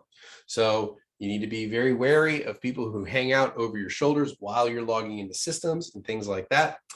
They actually, you know, we have the privacy screens and stuff you can put on your system so that they can't see when they're off angle. And if somebody's standing directly behind you, you know, you can always turn around and just say, hey, do you mind? You know, or would you mind stepping away for just a minute while I log into my systems? Something along those lines. Sometimes they don't even need to be able to see your screen. They can just watch your fingers on the keyboard and get a really good idea as to your sign in and password at that point. All right. Questions with regards to shoulder surfing? All right. Tailgating. This is a pretty common one. Most often because, I mean, for the most part, it's pretty harmless. Because if you work in a big, tall office building and you're walking up to work, some poor guy behind you is carrying 10 or 15 packages and looks to be struggling with it, barely able to keep, you know, the packages up in the air. Are you really going to be the person to just walk off and let the door close in their face? I mean, do you want that to be you? Well, that's what they depend on. Your good nature, so that they may not have access to that system. So when you're walking up, they time it so that they're just in front of you, and they'll hold the door gracefully open for you so that you could walk right in. Or they may just be running up real quick behind you as the door's about to close. They just grab that door and open it up. Anybody who lives in apartment buildings and stuff like that, you've probably come across this, where, you know, other residents or guests of residents, so to speak, were coming up as you were buzzing in. And then as you're about 3 to 4 steps up the steps, you can, you know, they grab that door right before it closes, walk right in. So this is something you definitely, especially if you work in a high security area, you want to be aware of. There was a story told by a professor who was teaching security, had a rather arrogant student in their class who came about and just was bragging openly about how awesome the firewalls and anti-malware they had package they had put together on their servers, that there was no way the professor would ever be able to infiltrate his systems. And the professor was like, okay, fine. And they broke for lunch. And when they came back, the professor had ripped the hard drives completely out of the system, ripped all the cables out of the servers and all of that. And so the system was completely destroyed when the student returned. And the student looked shocked and was staring at the system. And the professor just politely informed him, you forgot about physical security. If I have access, I own your systems.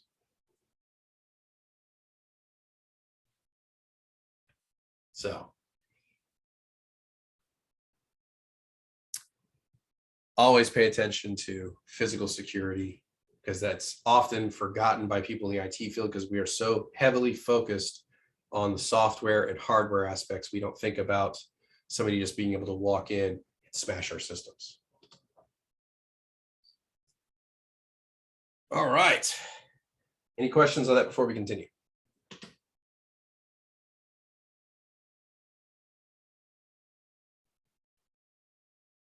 All right. Next, password attacks. This is where we've had the most fun with Marvin. When we joke around with him. Password attacks occur when an account is attacked repeatedly. This can be accomplished using applications called password crackers. And the attacks are initially carried out to gain access or modification attacks themselves. Also to have what's called elevation attacks, where you're trying to gain greater and greater authority within the system. The most common types of password attacks that occur that you need to be aware of are brute force, dictionary, rainbow, and hybrid. So those are the 4 main types of password attacks that you need to be aware of and be able to tell the difference between.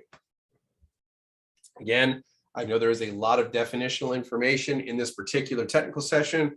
We will be putting it in the chat and in Slack so you can review it at your leisure, again, if you so choose.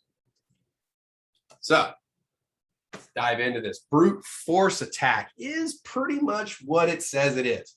They're using brute force, just repeatedly attacking, starting with, like, you know, if it's a 5-character password, they're going to go 0000, 0001, 0002, 0003, and they're just going to keep hammering at that account, going through every possible permutation of a password that they can possibly get until they get to the right one.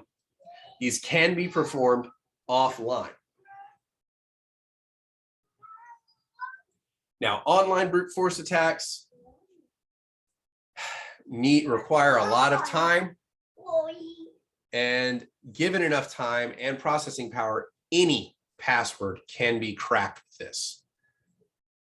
So most corporations or enterprise environments will use some sorts of password policies to try to prevent a password attack, because it may take 4 million attempts before they guess your password. So one easy way to mitigate that is to say, after 3 failed attempts, your account is locked. So you get 3 attempts to get your password, you're locked up at that point. So that is a way to counter the brute force attack. Wait. Now, an offline attack requires them to steal the password file first, but enables unconstrained guessing of passwords. Now, the password file itself, now when you send in a sign-in and password to your bank, so to speak, do you think it just sends those actual keys to it?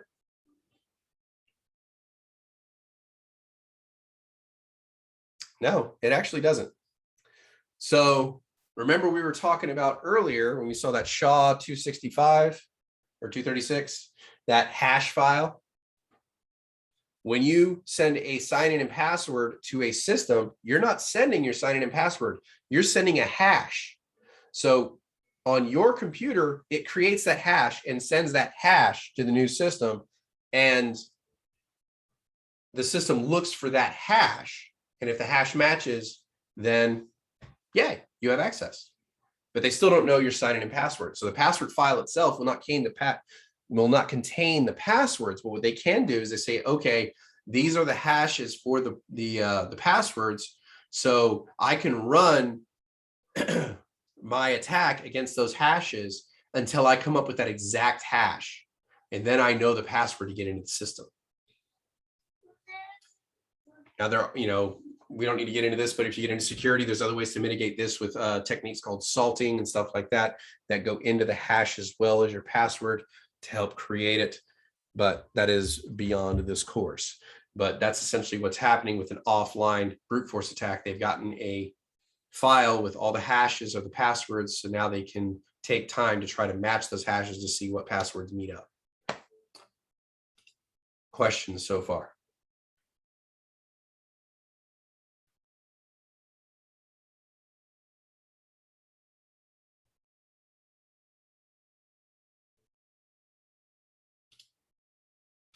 All right. Dictionary attack. Hackers love sharing their dictionary files. So these are files that contain words from the dictionary and or common permutations of passwords. Like if you have password as your, like you think you're going to get slick and say, instead of typing password, I'm going to type the letter P, the @ symbol, 55W0RD. So you're using symbols in place of the letters. Well, dictionary attacks take that into account. So they may have multiple variations of the most common passwords, using the mix of letters and numbers for common replacement, and they will do that. Early on when I was talking with Marvin, and he was talking about, yeah, man, my passwords are pretty robust. After our first cohort, he had changed them around. He's like, my passwords are much more robust now, and I think I can. I'm pretty good now. And I was like, well, Marvin, knowing your kids' names, your wife's names, birthdays, and anniversaries, just using combinations of those things, I'm betting I can guess your password. And he looks at me and goes, all right, I need to change my password again. Pretty much. So dictionary attacks can be personalized to the people you're trying to get to. And you can use things like social media to gain all kinds of wonderful intel on how to get access to people from social media. You may get to know their spouses' names, their kids' names, their kids' birthdays. Like, oh, we celebrated Timmy's birthday today. So now you got their kid's birthday. Their pets' names. Based on, past posts, you may figure out where they went to college, who their parents' names are, all this stuff that will get you answers to these security questions that they ask quite often if you want to change your password or once you get past your password. Or you can use that stuff and apply it to a dictionary that you create and allow you to gain access to someone's systems. So it's a series of commonly used passwords, all the words essentially in the dictionary, and common, modifications that people will use. So they may take the word, password. And then after it, they may put 11 or exclamation point 1 or 12, you know, something along those lines, and put a couple numbers after, because you say it's got to contain a word, or it's got to contain a bunch of letters, and it's got to contain numbers, right? So, well, I'm just going to put whatever word I want and then put a 1 after it and be good to go. So that's how a dictionary attack would be performed. And these are typically performed offline themselves. 10-4. All right. All right. Any questions with regards to a dictionary attack? How many people are now concerned about the passwords they use? All right.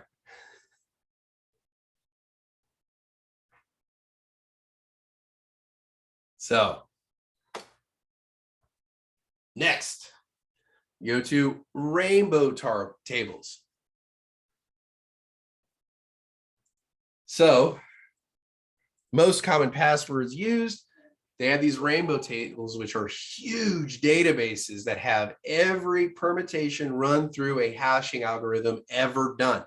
So they will continue to add to this as they attempt greater and greater password combinations, and they just keep adding to these rainbow tables, so that all, you know, the first thing you do if you get your hands on that password file, run those hashes through the rainbow table to see any of them match up. If one of them does, wonderful. You know the password that's going to gain you access. You now are able to jump in and get access to the system.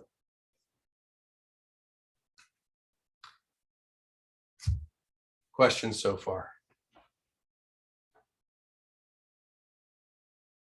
All right. Hybrid attacks. Hybrid attack is kind of what the name says. It is a combination of both dictionary and brute force combined, making it significantly more efficient than either is alone.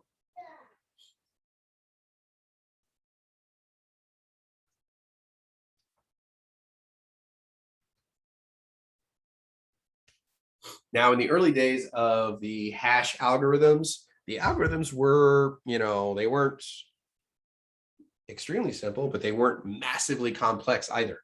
They still were, you know, I think it was like 36 or 128 bit, something like that. And there's something called a birthday attack.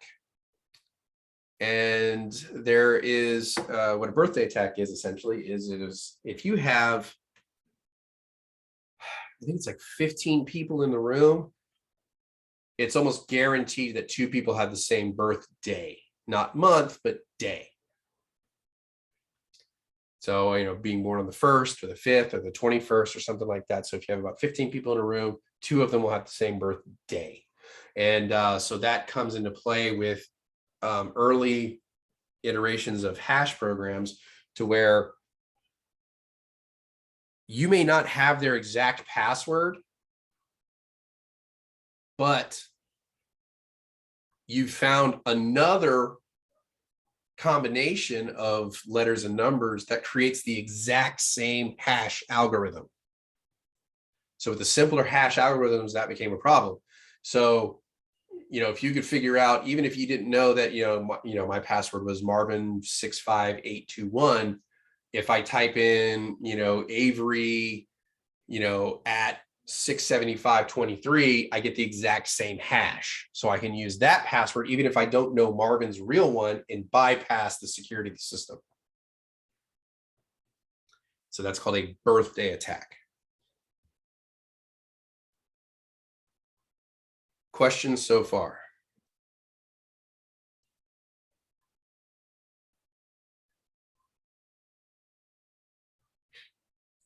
Mr. Kelly, it's mostly about algorithms, yeah? Like within this hash, like you about hybrid attacks, yeah? For example.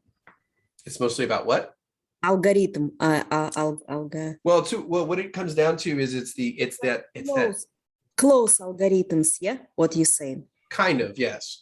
But what it's come down to is if they can gain access to your password file where you store all your hashes for your passwords, with that, they can perform a lot of stuff offline to try to gain access.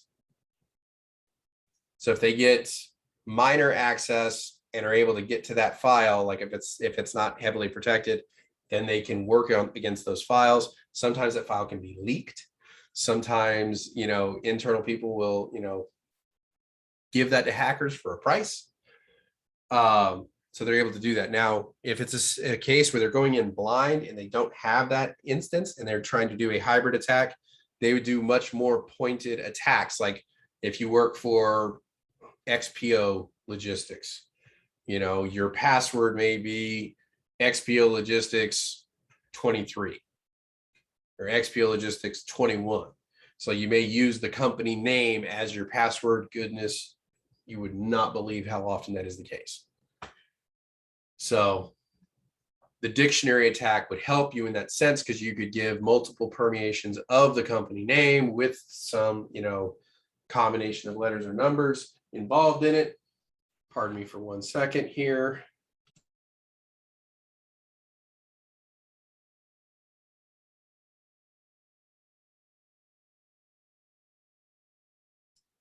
Sorry about that. And where was I? So yeah, using the company names, using combinations with that. So you have that hybrid, you have the brute force, plus you have the dictionary on top of it. Say you put in, if you attempt 3 times, it locks you out of your account for an hour.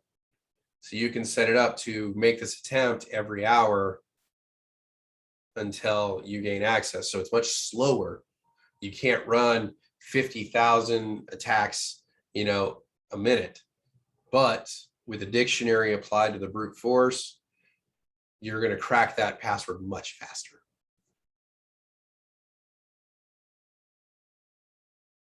Questions so far?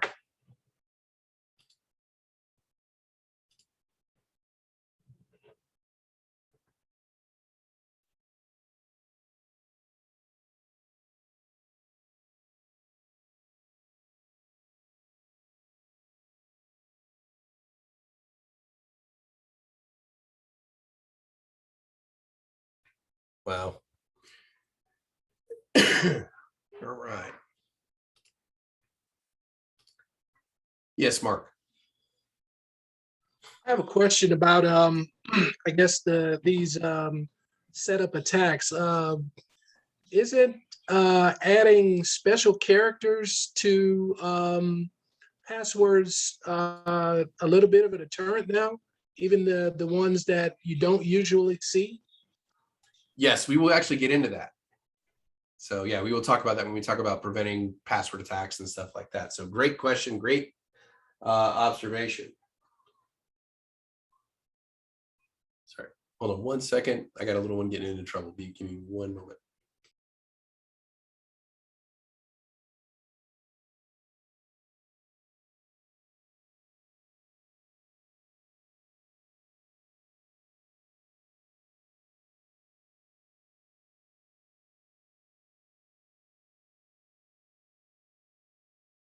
Sorry about that, and I really shouldn't have looked into the living room.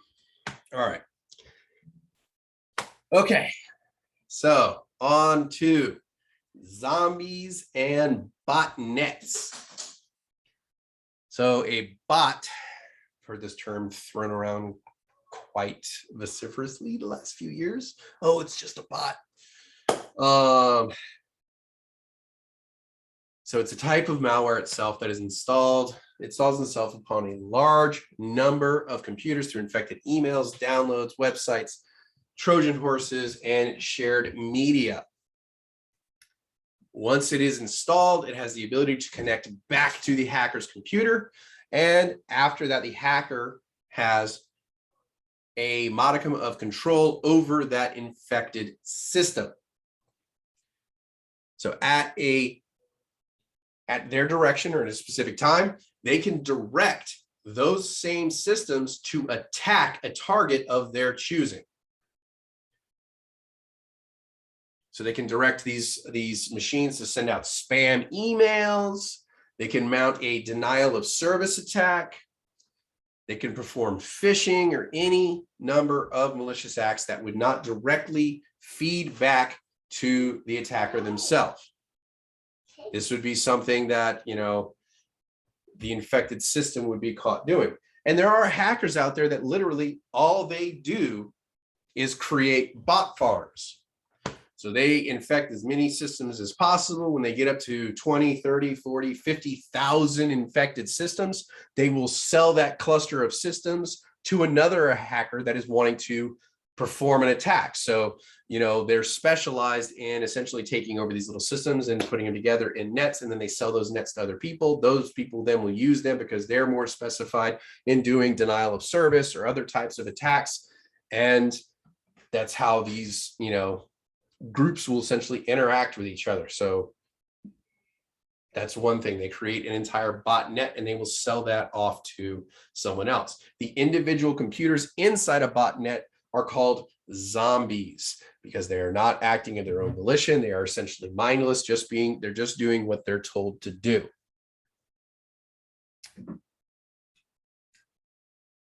By doing this, they can greatly magnify the effect of their systems and whatever attack they're trying to perform. Questions so far on botnets?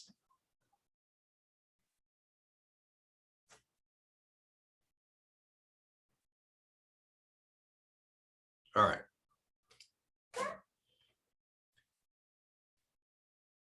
Now, there is another type of attack called a man in the middle. The attacker itself will use several different techniques, one of which we briefly touched on earlier, where we were talking about the deauthentication or deauthorization attack to disconnect everybody, and then they put themselves up in the middle. So say you have 30 people at Starbucks, all of them get disconnected. He brings his server online. As soon as he disconnects, half of them may connect to his server, and then he connects directly to the Starbucks server. So neither the Starbucks server nor the people know that this person is directly in the middle. And what they're doing is, for the most part, monitoring communications and passing them through. So they're able to pick up bank account numbers, sensitive emails, passwords, all kinds of fun stuff. Remember, we talked about it doesn't send the password over the email, but what it does do is send that hash. And with that hash, they can potentially crack that password. So they see the hash, they're able to grasp that and know you bank with Bank of America. They understand Bank of America uses the SHA-256, and they can work backwards from there to try to figure out your password to get into your accounts. Now, the type of attack I just described is called an evil twin, where they have a fraudulent Wi-Fi or wireless access point there that uses the same sign-in and password without the user's knowledge. Some people will attempt to set up evil twins inside office buildings, because you can go in and say, hey, what's your sign-in and password for your Wi-Fi? You know, for your guest Wi-Fi, they give it to them, and then eventually they can come back later, find a unprotected network port, plug in a wireless access point with that sign-in password, but that wireless access point also has some other fun software on it that will report back everything that goes over that network. So the systems that are operating in there will connect to it because it has the same SSID and password, not really pay attention, and inadvertently give all that information, but it's already connected to the network of the organization because it's plugged into that network port that nobody was paying attention to. And voila, they get fed a whole bunch of valuable information through that. So there are systems in place that will let you know if somebody hooks up a wireless access point to your system. But again, that is beyond the scope of this course. That gets more into networking and security. So I know I'm talking fast and throwing a lot at you. Do you guys have any questions?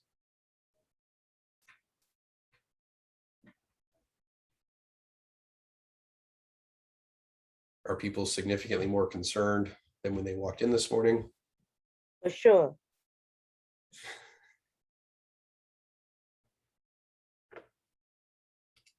I guess you don't really think about these things until you actually hear like the back end of it. Yeah, and that was like the kind of the funny thing is, you know, like why I say like the more you learn about security, the more questions you actually have. And the more you learn, the more paranoid you become. And so like my wife often jokes with me that I'm going to basically become a full-blown Luddite where I have zero technology around me.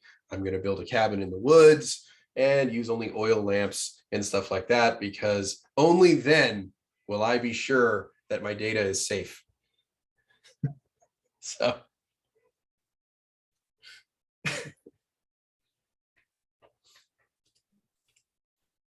all right, on to the next thing. We have what's called a 0-day attack. What is a 0-day attack? It's an attack that is discovered in the live environment before a fix or a patch exists to be able to mitigate that vulnerability.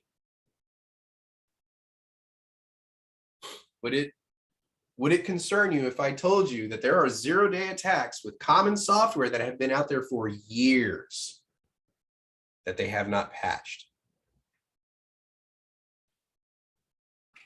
Meaning it's still like that right now? Yeah. It's still considered a 0-day attack because they have not planned a fix for it. And one hasn't been developed. It's still out there. It's still a vulnerability. 0-day just means that the fix hasn't been created. How will we know, like, it's something we're using that's, can still be attacked? Well, there are forums out there and stuff like that where you can go looking to see if there are any known vulnerabilities and stuff like that. Unfortunately, this is kind of the area where hackers, and they call them black hat hackers and white hat hackers, hang out in the similar spots because they're all looking for the same information, but for different reasons. You have people who are looking for it to exploit it, and there are people who are looking for ways to prevent it. So there may be simple workarounds to some of these 0-day exploits where it could be just something as simple as closing down a few well-used ports, and they don't have access to get into the systems to be able to exploit that vulnerability. So that may be why a patch has not been forthcoming. It could be something that is still commonly in use, but the program or the company itself that created the program is no longer in existence, but their program is still being used. So you don't have anybody actively working on the program to be able to fix it, but there are workarounds to prevent it from infecting or becoming a problem. So in that essence, it still is considered a 0-day. It hasn't been fixed, but you have ways of mitigating the exposure. So this is where we were talking about in the prevention, monitoring known hacking community websites, and they can often let you know about early alerts as to stuff that's going on. Setting up honeypots, which we talked about earlier, and honey nets, which is an entire. You what?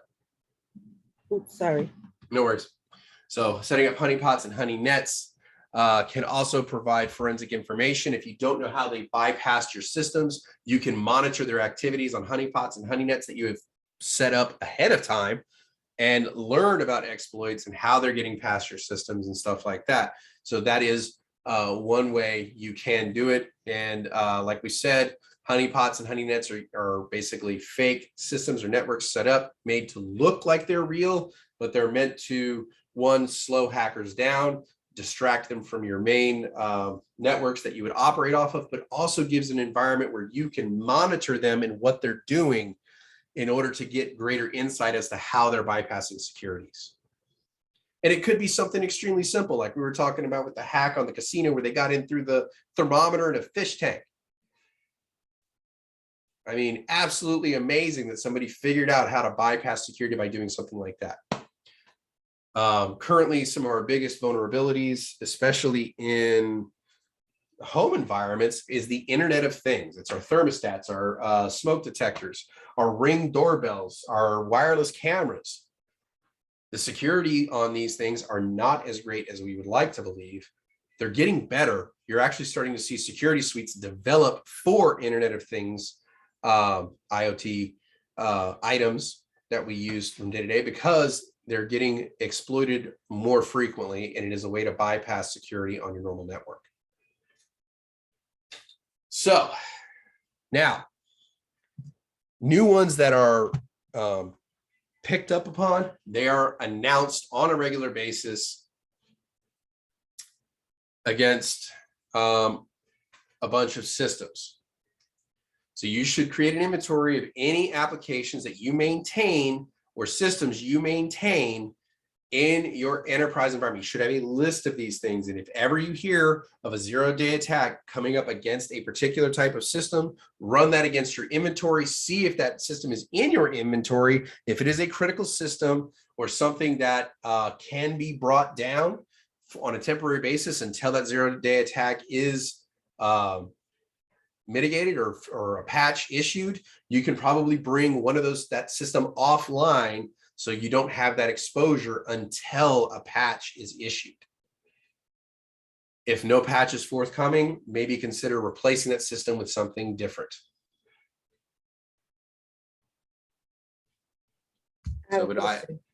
Yes.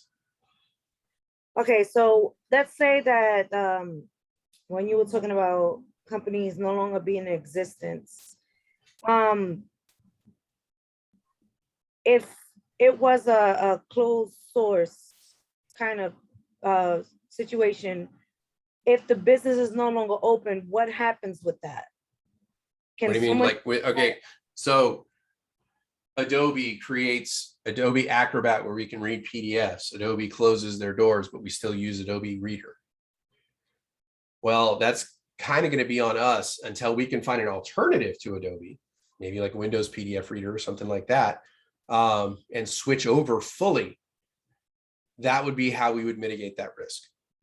Now, unfortunately, if it's like homegrown software, like we hired a company to create this software for us that we use for our day-to-day operations, and then that company goes out of business and we're still using that software, but we've discovered a vulnerability. Well, we have a couple options. One would be we find another software to use, or we can actually hire a company to come in, examine the code, and see if they can mitigate that risk for us. So there are companies that specialize in coming in and actually reviewing and modifying pre-existing code.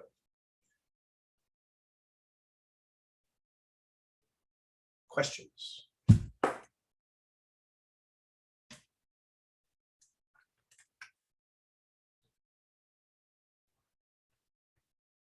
Right. Almost there. Here we go.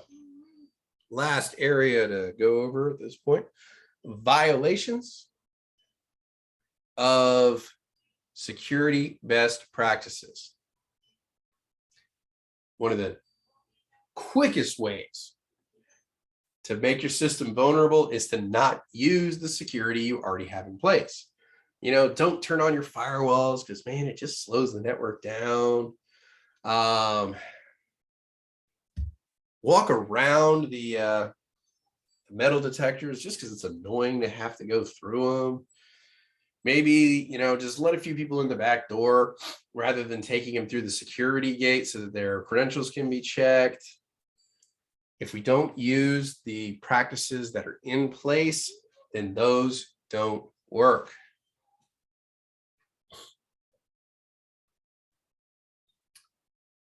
Now, in any organization that is properly protected, you should have defined the minimum security measures expected by users, and these users need to be educated and reminded as to what those security measures are. Quarterly training, sometimes some companies do it yearly, but quarterly is recommended to remind people what to look for. You know, what are the security procedures for the building? Who is allowed access? Who is not? What areas, if they are allowed access, is it acceptable for them to be in? What areas are not acceptable for them to be in? Many of the policies with regards to your activity online, places that you're allowed to go, programs you're allowed to use, and things you're allowed to do might be defined in what is called the acceptable use policy, or AUP. If recently, if you've worked in an office environment, you may have to actually acknowledge the acceptable use policy every single time you log into the computer. That way you can't say, oh, I didn't know that.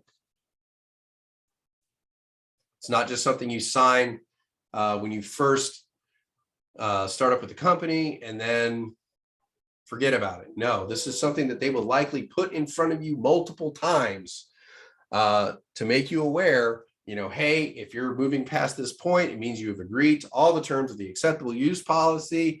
You will not use systems. You will not grant access to people who are not authorized. You will not share passwords with people. Things along those lines will all be defined within the acceptable use policy, and you may have to agree to it every single day.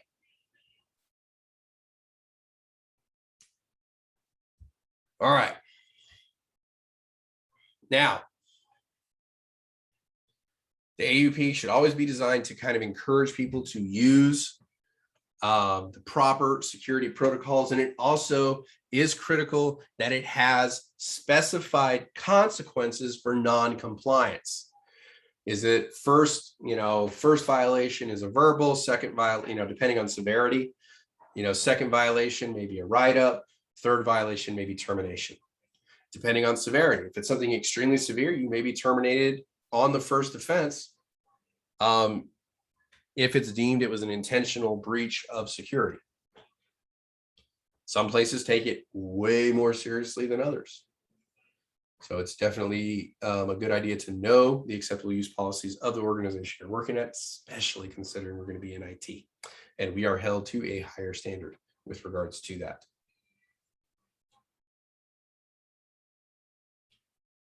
IT management will typically recommend to corporate, hey, we should have these trainings, so to speak, once a quarter or yearly or whatever, what have you. So they will make those recommendations to upper management if that, as to what needs to be done. But unfortunately, in the end, it comes down to upper management if that is something that they will allow to be implemented. Because they may say, you know what, we don't want 4 days a year where all of our, operations are disrupted just for something as silly as looking out for bad emails. So it's our job to make the proper recommendations to our bosses or the officers of the company so that they know what options are available. Because there is something called appetite risk. Because as we were saying, you are often having to make a balance between security and convenience. At a certain point, the inconvenience may grow too large for the security that you're trying to implement. So they may decrease security to allow for smoother operations. And that is called risk appetite. That is the amount of risk that your company is willing to accept in order to operate day-to-day business. So will they implement the procedures? Maybe, maybe not, but it is our job to let them know their options. Because if there was an easy solution to it, a problem occurs because of it, and we did not provide that option, they may let us go and look for somebody else. So you may bring it to them in a, send them a document saying, hey, here's what, what I think we should do because here's a vulnerability I'm seeing. And if they say no, that would cause too much of a disruption on day-to-day operations. We don't want to do it. Then they may just reject it. And then later on, when they say, hey, how come this wasn't brought to our attention? You can go, it was brought to your attention on this date at this time. We said this and you said it would be too much of a disruption to day-to-day operations. You did not want to implement it. So a little bit of CYOA on that one.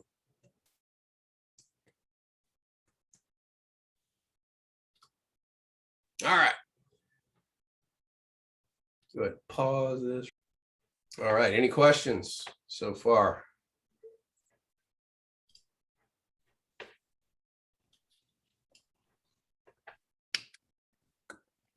Okay. Well, we now should be able to explain why security is an important element of an IT professional's role. Describe the most common types of threats and vulnerabilities. There was a pretty long list of them throughout this cohort or throughout this technical session, but don't worry. We'll be throwing this Nearpod session into Slack and the chat just to make sure you have it to go over. And we'll have several exercises where we go over a lot of this stuff pretty regularly so that you can help ingrain it in your memory. Also, we are now able to identify different types of malware and social engineering threats. Questions, comments, concerns?